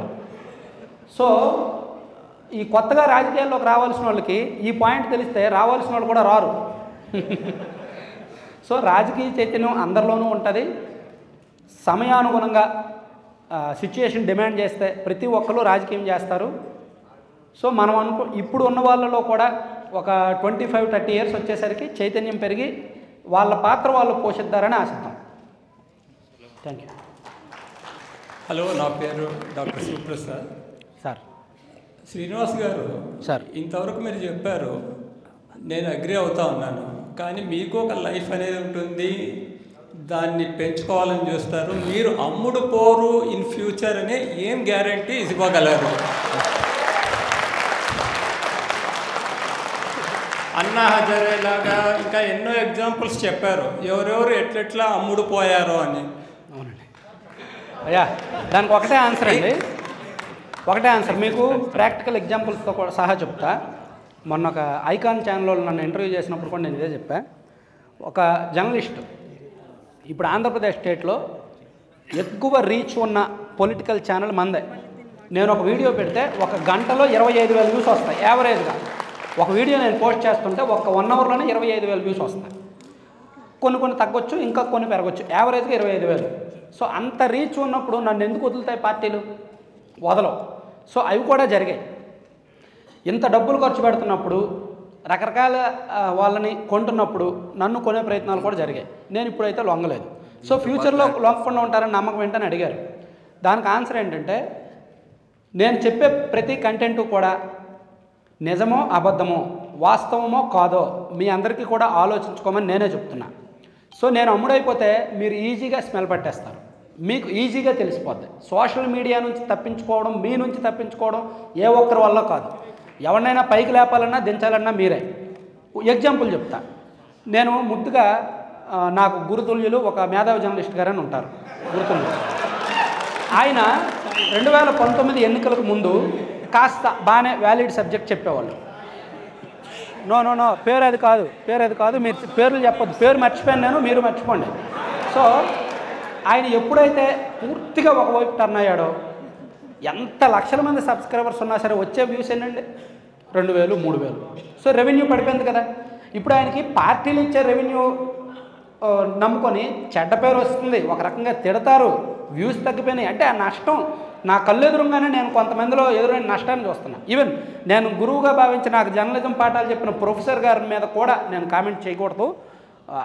అలా ఉన్నప్పుడు మనకు ఈజీగా తెలిసిపోద్ది. సో నేను ఎప్పుడైనా అమ్ముడైపోయినా మీకు ఈజీగా తెలిసిపోద్ది. నేను అప్పుడు నాకు యూట్యూబ్ నుంచి రెవెన్యూ పడిపోద్ది, ఖచ్చితంగా పడిపోద్ది. నేను బాగా చేస్తున్నప్పుడు, నిజాలు చెప్తున్నప్పుడు మాత్రమే వ్యూస్ వస్తాయి, రెవెన్యూ వస్తుంది. సో నాకు యూట్యూబ్ నుంచి రెవెన్యూ వస్తున్నంతకాలం వాళ్ళ దగ్గర అమ్ముడుపోవాల్సిన అవసరం లేదు. సో ఫ్యూచర్లో కూడా ఇంకా మనం గ్రోత్ అవుతాము, మనం ఒక సిస్టమేటిక్గా వెళ్తాము, ఇంకా హై ఎండ్కి వెళ్తాం తప్ప ఒక పార్టీ దగ్గర అమ్ముడుపోతే వాళ్ళ దగ్గర మన ఆత్మాభిమానం తాకట్టు పెట్టినట్టే. సో ఆ అవసరం నాకు రాదండి. నేను బేసిక్గా చాలా ఈగోయిస్ట్, అంటే ఇక్కడ చెప్పొచ్చో లేదో, అంటే ఎవరి దగ్గర కూడా అలా చేయి చాపే టైపు ఆ అవసరం మనకు ఉండదు. ఓన్లీ నాకు యూట్యూబ్ నాకు కావాల్సినంత ఇస్తుంది. సో నేను ఛానల్ స్టార్టింగ్లో కూడా సబ్స్క్రైబర్స్ని అడిగాను చాలామందిని, నాకు ఇది కావాలి, కెమెరా కొంటా ఇవ్వండి, స్క్రీన్ కొంటా ఇవ్వండి, ఇవ్వగలిగిన వాళ్ళు ఇవ్వండి అని అడిగాను. సో ఫ్యూచర్లో కూడా అలాగే ఉంటుంది తప్ప మీరైతే నమ్మొచ్చు. నమ్మకం లేనప్పుడు నా నెంబర్ మీ అందరి దగ్గర ఉంది, ఎనీ టైం మీరు కాల్ చేయొచ్చు. Thank you. నమస్కారం సోము గారు. హలో, నమస్కారం శ్రీను. నమస్తే అండి. నమస్తే అండి. మన స్టేట్ డెవలప్మెంట్ గురించి మాట్లాడుకుందామంటే ఇక్కడ ఇంతమంది వచ్చినారు అంటే ఇక్కడంతా మన ఏపీ నుండి ఇక్కడ వలస వచ్చిన వాళ్ళే. అవునండి. వలస వచ్చి ఇక్కడ మీటింగ్ వచ్చిన వాళ్ళే. ఇదే అందరూ మన స్టేట్లోనే స్వయం ఉపాధి అక్కడే మనకు ప్రభుత్వాలు కల్పిస్తే స్టేట్కి రెవెన్యూ డెవలప్ అవుతుంది. అందరూ ట్యాక్స్ పేయర్లాగా తయారవుతారు. ట్యాక్స్ పేయర్స్ తయారైనారంటే రెవెన్యూ జనరేట్ అయిందంటే స్టేట్కి బాగుపడుతుంది. ఇక్కడ వలస వచ్చి ఇంతమంది ఈ విధంగా ఉండాల్సిన అవసరం ఉంటుంది కదా. మన ప్రభుత్వాలన్నీ కూడా ఎంతసేపు పథకాలు ఉచితాలు అని చెప్తున్నాయి కానీ ఇట్లా రెవెన్యూ డెవలప్ చేసి స్వయం ఉపాధి అందరినీ ఎంకరేజ్ చేసి ఇన్కమ్ సోర్స్ పెంచుకోవడానికి ఎందుకు చూడట్లేదు? ప్రభుత్వాలు ఎంతసేపు పథకాలు అని ఏ ప్రభుత్వం ఆ ప్రభుత్వాలన్నీ అంటే ఇప్పుడు చూడండి ఆ ప్రభుత్వాలు ఆ పథకాలు మానేసి ఇట్లా స్వయం ఉపాధి కల్పించాలా, రెవెన్యూ జనరేట్ చేయాలనే విధంగా మాట్లాడడానికి ఈ మన యువత ఏ విధంగా ప్రభుత్వాలను అప్రోచ్ అర్థమైంది ఆ విధంగా మాట్లాడగలరు. అర్థమైంది. ఐ మీన్ జనాల్ని స్వామురులుగా తయారు చేస్తున్నారు, స్వామురపోతులుగా తయారు చేస్తున్నారు. అది నిజమే. సో జనం కూడా కొన్ని రోజులు అయితే పనిచేయడం మానేస్తారు. ఇప్పుడు గ్రామాల్లో రైతులతో మాట్లాడండి. ఒకప్పుడు వాళ్ళకి కూలీ దొరికితే రావాలంటే ఒక 300-400 ఇస్తే వచ్చేవాళ్ళు. ఎప్పుడు ఒక 5 years 10 years బ్యాక్. ఇప్పుడు దొరకట్లేదు. ఈవెన్ ఇప్పుడు ఒక ఇల్లు కన్స్ట్రక్షన్ ఇల్లు ఏమైనా కడుతున్న వాళ్ళని కూడా అడగండి. ఒకప్పుడు అయ్యో పొద్దున్న లేస్తే ఈరోజు ఏ పనికి వెళ్ళాలి, ఎంత సంపాదించాలని ఉండేది. ఇప్పుడు సంపాదించడం ఏముంది, నాకు ఆ స్కీమ్ డబ్బులు వస్తాయి, ఈ స్కీమ్ డబ్బులు వస్తాయని తయారవుతున్నారు. సో ఇది మారాలి అంటే ఈ కాంపిటీషన్ అయిపోయింది. పొలిటీషియన్స్ మధ్య కూడా చూడండి. ఈవెన్ ఇప్పుడు ఈ గవర్నమెంట్ ఎంత ఇస్తుందో మేము అంత మించేస్తామని చెప్తున్నారు కదా. సో వాళ్ళ కాంపిటీషన్ అలా తయారైంది. ఎప్పుడైనా జనం రిజెక్ట్ చేస్తే జనం నుంచే రావాలి, ఇది పబ్లిక్ నుంచే రావాలి. పబ్లిక్ ఎవరైనా మాకు ఈ స్కీమ్ వద్దు అని రిజెక్ట్ చేస్తే మీరు అన్నది జరుగుద్ది. వాళ్ళు రిజెక్ట్ చేయరు, ఇది జరగదు. సో ప్రాక్టికల్గా అమలులో కాదని నేను అనుకుంటున్నా. సో మీ అందరూ కూడా అదే అనుకుంటున్నారు. శ్రీనివాస్ గారు, నా పేరు డాక్టర్ ప్రజిత్ సార్. సో నేను actually I'm from Tirupati sir. So నేను ఇక్కడ చాలా ఇయర్స్గా బెంగళూరులో ఉన్నాను. సో నా suggestion and I want to make a statement here. So మన స్టేట్ యాక్చువల్లీ ఇప్పుడు ఎలాంటి స్టేట్లో ఉందంటున్నామంటే మనము we don't even have capital, we don't even have proper infrastructure అండి. So we're lacking that. And parties వాళ్ళు కొట్టుకుంటూ they are putting it on people and end of the day. మీరు ఎలా అంటున్నారు, మేము ఎలా అంటున్నాం, but no one is trying to unite every one and make good for all. So that is one thing అండి. All political parties should come together for state development, at least for the capital thing. మీరు example చెప్తానండి. మనము తమిళనాడులో Jallikattu just for sport they made help bent to central government to come down. Just for ఒక sport గురించి they were all supporting and they did it for so many days that. So అలాంటిది మనము why can't every one come together and make sure that. So అది జనాలలో ఉండాలి. At the same time political parties కూడా అందరూ కూర్చొని they should come to certain thing. But అది జరగకపోవచ్చు. But when people revolt, when people like when they come out. దీనికి answer నాకు అర్థమైందండి. సో ఏమనుకోవద్దు. అంటే ఇవన్నీ కూడా సినిమా కథలుగా బాగుంటాయి. రియాలిటీకి వచ్చేసరికి ఎవరి గురించి మనం చెప్తున్నామో వాళ్ళే మనల్ని తిడతారు. మీరు సంక్షేమ పథకం మీరు తీసుకోవద్దని మనం నేరుగా ఎవరికి చెప్పలేం. అరే మీరు తీసుకోవడం వల్లే రాష్ట్రం నష్టపోతుందని మనం నేరుగా చెప్పలేం. కానీ మనకు తెలుసు, ఆ పెయిన్ మనకు తెలుసు. రాష్ట్రం పట్ల ఆలోచించే ప్రతి ఒక్కరికి తెలుసు. సో అందుకే నేను చేయాల్సింది ఏంటంటే రాష్ట్రం పట్ల ఆలోచించే వాళ్ళని ఎక్కువ మందిని తయారు చేయాలి. ఆ బాధ్యత మన అందరికీ కూడా ఉంది. ఆ ఒక్కటే సొల్యూషన్. రాష్ట్రం కోసం ఆలోచించే వాళ్ళని ఎంతమందిని తయారు చేస్తే అంత బాగుంటుంది. అప్పుడే మీరు అన్నది సొల్యూషన్ దొరుకుతుంది. అవునండి.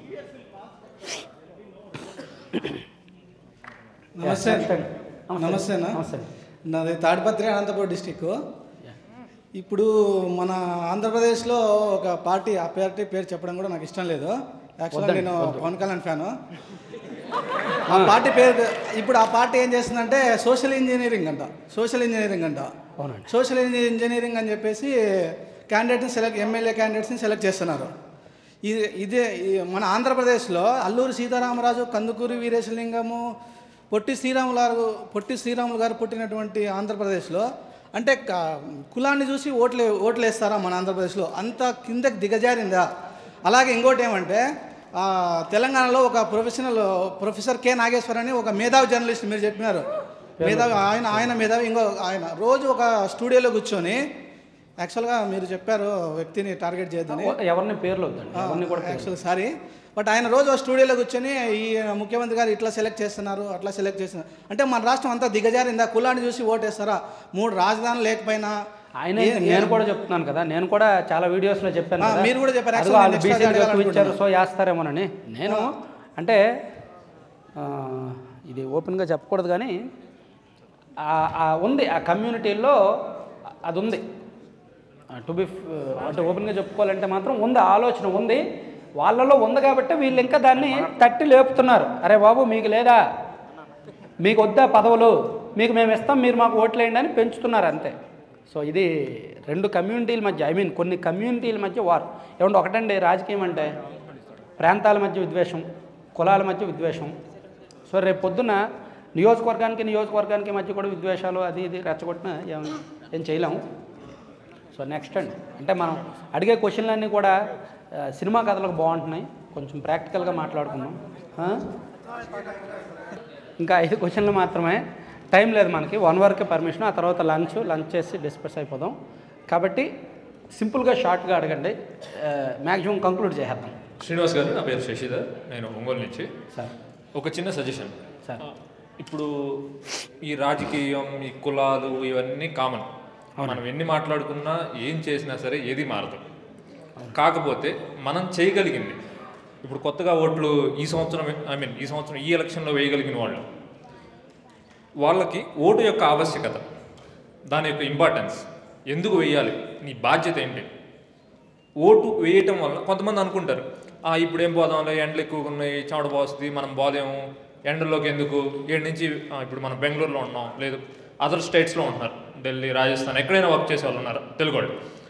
ఎలక్షన్ అందూరం నుంచి రావాలంటే అమ్మో ఇక్కడి నుంచి వెళ్తే 5,000 ఖర్చు అవుతుందా, 10,000 ఖర్చు అవుతుందా, ఈ ఖర్చు ఎందుకు, మనం పోవడం ఎందుకు, అమ్మ 4 రోజులు కావాలి ఇక్కడి నుంచి వెళ్ళాలంటే అని చెప్పి చాలామంది తప్పించుకుంటున్నారు ఓటు వేయకుండా.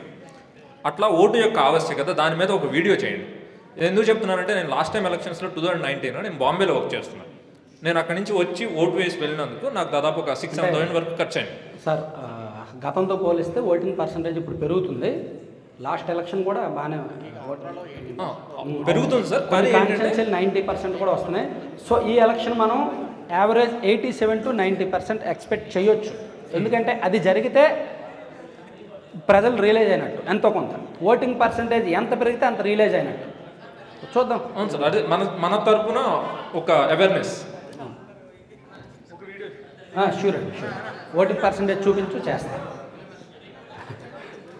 ఏమండి మీ అందరికీ కూడా పేపర్లు ఇస్తాము, ఏమైనా అడగాల్సింది మీరు రాసేయండి, నేను అది వీడియో చేస్తాను ఇంటికి వెళ్ళాక. నాకు కూడా డిఫరెంట్ సబ్జెక్ట్స్ ఇవ్వండి, నేను ఇంకా ఏం చేస్తే బాగుంటుంది, మీరు నా నుంచి ఏం కోరుకుంటున్నారు, ఎటువంటి నాకు తెలియని సబ్జెక్టులు నేను స్టడీ చేస్తాను. ఎందుకంటే జర్నలిస్ట్ అనే వాడికి అన్నీ తెలియవు, నేను నేర్చుకునే చేయాలి, ఏం చేయాలన్నా సరే. సో మీరు ఏదైనా సరే పేపర్ మీద రాసివ్వండి, నేను దాన్ని చదువుతాను, ఏం చేయాలో చూస్తాను. సార్ నా పేరు తరుణ్ సార్, మంగళగిరి నియోజకవర్గం, పేరుగలపూడి గ్రామం. సార్ సో ఒక చిన్న డౌట్ సార్, అభివృద్ధికి తర్వాత సంక్షేమానికి రెండింటికి మధ్యన వ్యత్యాసం అనేది మీరు ఒక చిన్న వీడియో చేస్తే బాగుంటుందని. సరే, ఎందుకంటే నా దృష్టిలో అభివృద్ధి అనేది ప్రతి మనిషికి ఒక సోర్స్ ఆఫ్ ఇన్కమ్ క్రియేట్ చేయడం, అంటే వాళ్ళ కాళ్ళ మీద వాళ్ళు నిలబడే ఒక అవకాశం కల్పించడం అనేది. అది లేకుండా ఓన్లీ సంక్షేమంతో ఉన్నంతకాలం వాళ్ళు ఒక రకమైన ఒక బానిసత్వంతోనే బతుకుతూ ఉంటారనేది నా అభిప్రాయం. దాని మీద ఒక వీడియో చేస్తే యాక్చువల్లీ నా ఉద్దేశం ఏంటంటే 60-40 ఉండాలి. అభివృద్ధి సంక్షేమం అంటే రెవెన్యూ ఎక్స్పెండిచరు, క్యాపిటల్ ఎక్స్పెండిచరు 60-40లో ఉంటే బెటరు. కానీ ఇప్పుడు ఈ లాస్ట్ 5 yearsగా 10-90 కూడా ఉంటుందో లేదో నాకైతే తెలియదు. ఇప్పుడు ఏమి నిజాలు కూడా బయటకు రావట్లేదు, ఆర్టీఐ అప్లై చేసినా సమాధానం రావట్లేదు. సో ఏముందో మీరైతే మంచి సబ్జెక్టు నేను చూస్తాను, చేద్దాం. సార్ నా పేరు, మాది కుప్పం నియోజకవర్గము. సార్ నేను తండ్రి కొడుకులు లేదు సార్, మాది పక్కలో ఆంధ్ర, తెలంగాణ, కర్ణాటక 3 స్టేట్లు ఉంటుంది. నేను పాలిటిక్స్ గురించి మాట్లాడట్లే, తెలుగు వాళ్ళ గురించి మాట్లాడుతా ఉన్నా. ఏమంటే ఇప్పుడు తమిళనాడులో అయితే వాళ్ళ భాష వాళ్ళ ప్రాంతం అనే ఒక ఇది ఉంటుంది సార్. వాళ్ళ గురించి ఎవరైనా బ్యాడ్గా చేసినా ఏం చేసినా ఓకే ఉంటుంది. కానీ ఆంధ్రాలో ఎందుకు సార్ వాళ్ళ తెలుగు అదే చెప్తున్నా, తెలుగు వాళ్ళ ఇప్పుడు ఒక స్టేట్ అనుకో, ఇప్పుడు కర్ణాటకలో వచ్చి వాళ్ళ స్టేట్ని వాళ్ళ ప్రాంతాన్ని ఏమన్నా మాట్లాడితే వాళ్ళు వదిలిపెట్టరు సార్. కర్ణాటకలో కూడా తమిళనాడులో సేమ్ సార్.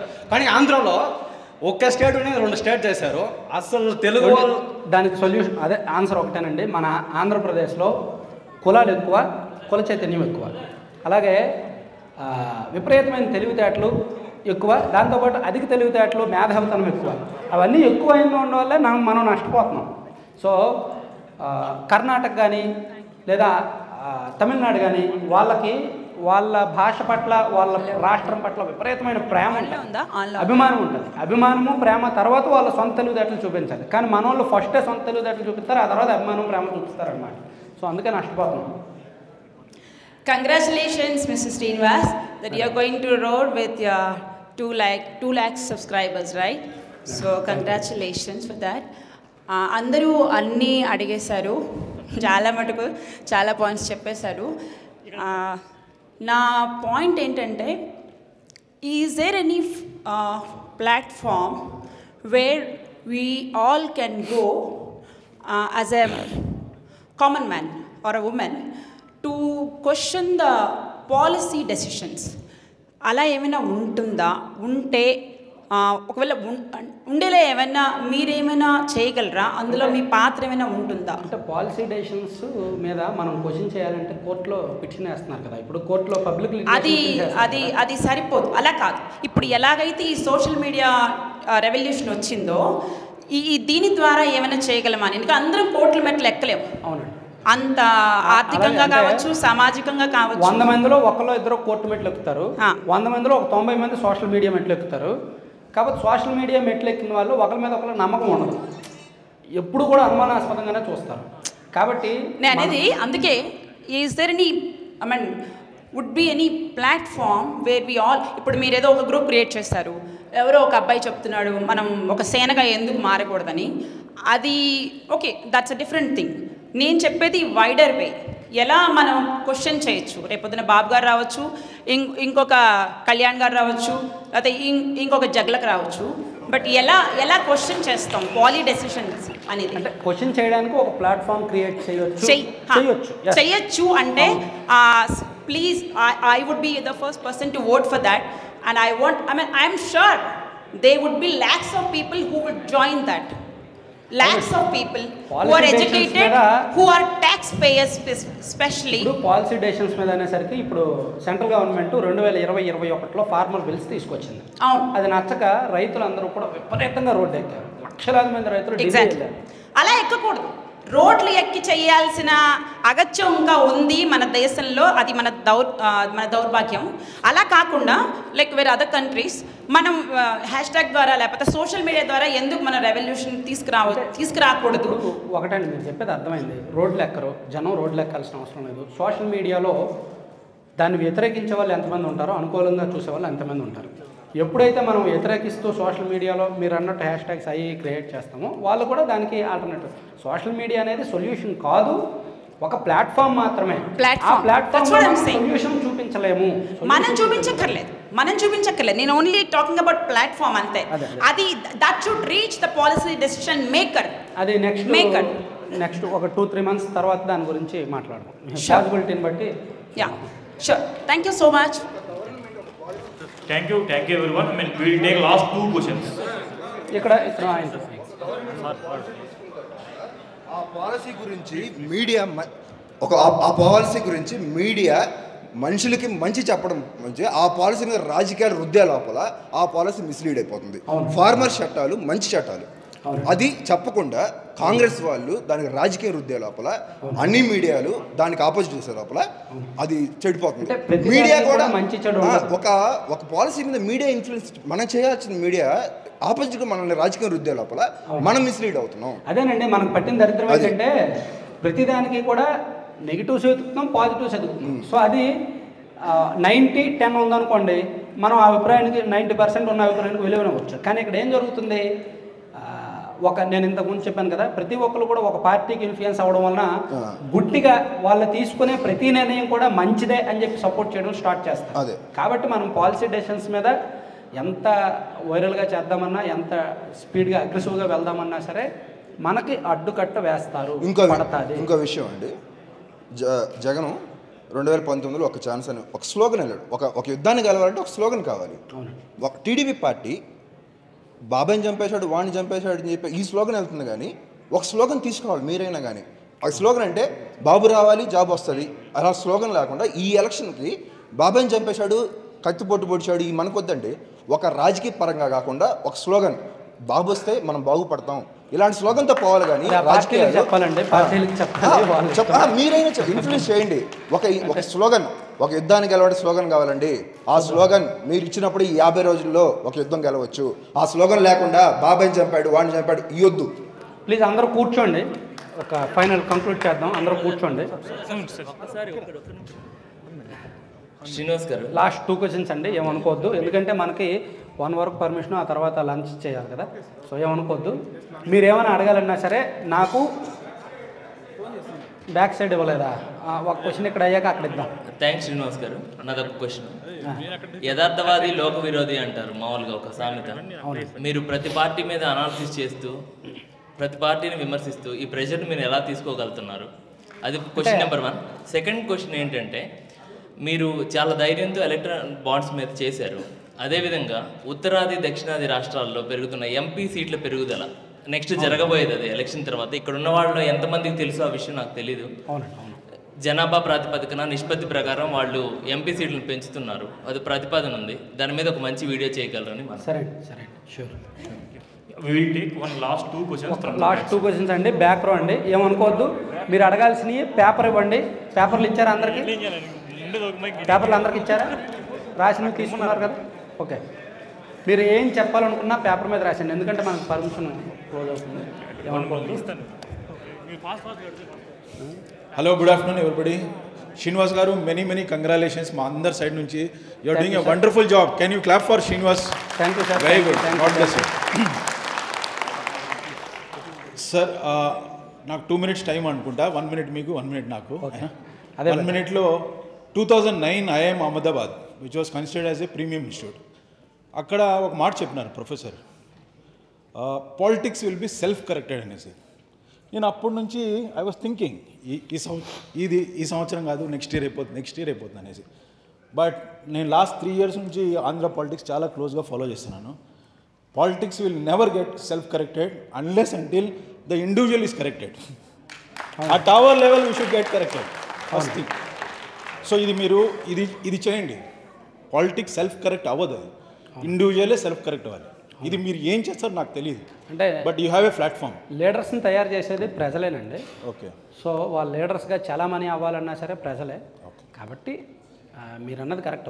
వాళ్ళు రియలైజ్ అవ్వలేరు, కరెక్ట్ చేసుకోలేరు, వీళ్ళే చేస్తారు. కాకపోతే కొంచెం టైం పడుతుందండి. సిస్టమ్ ఈ కాన్సెప్ట్ని కొంచెం డీప్గా తీసుకెళ్ళండి. షూర్ అండి. సెల్ఫ్ కరెక్షన్ అవ్వదు, ఇండివిజువల్ కరెక్ట్. నాకు చేయడానికి చాలా ఆలోచనలు ఉన్నాయండి. నా ఏజ్ ఇప్పుడు 36 సంవత్సరాలు. చేయడానికి చాలా సబ్జెక్టులు ఉన్నాయి, ఆలోచనలు ఉన్నాయి. కాకపోతే సరైన టైం కోసం వెయిట్ చేస్తాను. Last question. ఈ పొత్తు వల్ల తెలుగుదేశం సీట్ల పైన ఏం స్ట్రెస్ ఉంటుంది? I want to know the negatives for Telugu Desam seats.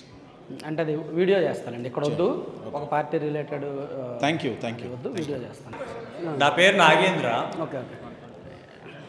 Software engineer HCL Bengaluru for last 4 years. 2019లో జగన్మోహన్ రెడ్డి గవర్నమెంట్లోకి వచ్చాడు నవరత్నాలనే మేనిఫెస్టోతో. ప్రజలను కన్విన్స్ చేశాడు, ప్రజలు కూడా కన్విన్స్ అయ్యారు, పవర్లోకి తీసుకొచ్చారు. ఇప్పుడు 2024లో CBN కూడా సేమ్ వేలో వెల్ఫేర్కి ఇంపార్టెన్స్ ఇచ్చి సేమ్ వేలో ఆయన కూడా వెళ్తున్నారు. బీయింగ్ ఏ న్యూట్రల్ ఓటర్, డెవలప్మెంట్కి ఇంపార్టెన్స్ ఇచ్చే మాలాంటి educated, matured and tax payers ఇప్పుడు ఆంధ్రాలో ఓట్ వేయడానికి డెవలప్మెంట్కి ఇంపార్టెన్స్ లేని పార్టీ ఏది, అన్నీ అవే ఉన్నాయి. డెవలప్మెంట్కి ఇంపార్టెన్స్ ఇచ్చే పార్టీ ఏది లేదు. బీయింగ్ ఏ న్యూట్రల్ ఓటర్ ఇప్పుడు మాకు ఆల్టర్నేటివ్ లేదు. What will be the opinion on in this? అంటే మనకి ఎలా ఉందంటే, ఇప్పుడు చీమలు చూడండి, చీమలు కానీ మేకలు కానీ ఒక లైన్లో ఫస్ట్ ఎవరైనా వెళ్తే దాన్ని అందరూ ఫాలో అవుతారు కదా. సో గొర్రెలు. సో మనం అదే ఫ్లోలో ఉండిపోయాము. మనం దాన్ని మార్చి డెవలప్మెంట్ వైపు రావాలంటే నేను 2-3 సందర్భాల్లో చెప్పాను, కంటిన్యూగా ఒకే గవర్నమెంట్ ఉండాలి. ఒక 10 లేదా 15 ఇయర్స్ ఒక గవర్నమెంట్ ఉంటే ఖచ్చితంగా డెవలప్మెంట్ వస్తుంది, డెవలప్మెంట్ అని వస్తుంది. కంటిన్యూగా ఉండాలి, అదే గవర్నమెంట్ అయినా సరే. హలో, ఇంకో 5 ఇయర్స్ ఉండాల్సింది, కొత్తగా వచ్చిన రాష్ట్రం కదా సార్. ఇంకా చాలండి, ఏమనుకోవద్దు, ఎందుకంటే మనకి టైం లేదు. ఇంకొక 5 మినిట్స్లో లంచ్ స్టార్ట్ అవుద్ది, వాళ్ళు ఇచ్చిన టైం. ఎందుకంటే ఇది చాలా కాయట్లేదు కాబట్టి మనం కూడా కంక్లూడ్ చేయాలి. Thank you. ఇప్పుడు ఫైనల్గా నేను ఒక 2-3 పాయింట్లు చెప్పేసి ఇంకా ముగిస్తాను. మీ అందరూ కూడా నా ఛానల్, ఇప్పుడు నేను ఎక్కడ ఉన్నాను, కానీ మీ అందరూ కూడా నా కంటెంట్ నమ్మి, నా ఆలోచన విధానాన్ని, నేను చెప్తున్న దాన్ని నమ్మి మీరు ఇక్కడ వరకు వచ్చారు. ఆదివారం ఇక్కడ లైఫ్ స్టైల్, ఇక్కడ కల్చర్ ఏంటో నాకు తెలుసు. ఆదివారం వచ్చిందంటే మీరు ఎక్కడో ఫ్యామిలీతో సినిమాలకు వెళ్దామనో, షాపింగ్ మాల్కి వెళ్దామనో, ఎక్కడికి వెళ్దామని చూస్తారు. సో వారంలో 5 రోజులు కష్టపడతారు కాబట్టి చివరి 2 రోజులు మీ టైము మీ ఫ్యామిలీకి మీకు కేటాయిస్తారు. కానీ మీ టైంలో ఒక 3-4 గంటల పాటు మన ఛానల్ కోసము, నా కోసము కేటాయించినందుకు ఈ ఈవెంట్ నా జీవితాంతం కూడా నేను గుర్తుపెట్టుకుంటాను. ఎందుకంటే నేను ఇప్పుడు వరకు ఎప్పుడు కూడా ఇటువంటి స్టేజ్ని ఫేస్ చేయలే. ఇప్పుడు వరకు ఎప్పుడు కూడా నేను ఇలా ఇంటరాక్ట్ అవ్వలేదు, ఎదురుగా ఎవరికి కూడా సమాధానం చెప్పలేదు, క్వశ్చన్ అడిగే అవకాశం కూడా ఇవ్వలేదు. కానీ ఇక మీదట ఇస్తాను, ఎందుకంటే కంటెంట్ అనేది బోర్ కొట్టకూడదు, ప్రజెంటేషన్ మారాలి. నేను ఇచ్చే సబ్జెక్ట్లో నేను చాలా సందర్భాల్లో చెప్పాను, నేను 5 నిమిషాలు వీడియో చేస్తే అందులో 3 నిమిషాలైనా మీకు ఉపయోగపడేలా ఉండాలి. అదే నేను ఆలోచిస్తాను. కాబట్టి మీ దగ్గర నుంచి అవుట్పుట్ తీసుకోవడానికే నేను ఈ మీటింగ్ పెట్టాను. సో నెక్స్ట్ వీక్ హైదరాబాదు, ఆ నెక్స్ట్ వీక్ వైజాగ్లో కూడా పెడదాం అనుకుంటున్నా. అయితే అక్కడ వాళ్ళ సహకారంతోనే జరుగుద్ది. మీరైతే మాత్రం నా హార్ట్ఫుల్గా నేను ఇంతమంది గ్యాదర్ అవుతారని, ఇంత సక్సెస్ అవుతుందని అస్సలు నేను ఊహించలేదండి. కేవలం మన ఛానల్ బ్రాండ్ని, నన్ను చూసి మీరు ఇంతవరకు రావడం అనేది నిజంగా నేను హార్ట్ఫుల్గా మీ అందరికీ కూడా శిరస్సు వంచి నమస్కరిస్తున్నాను. Thank you very much. Thank you అండి. Thank you.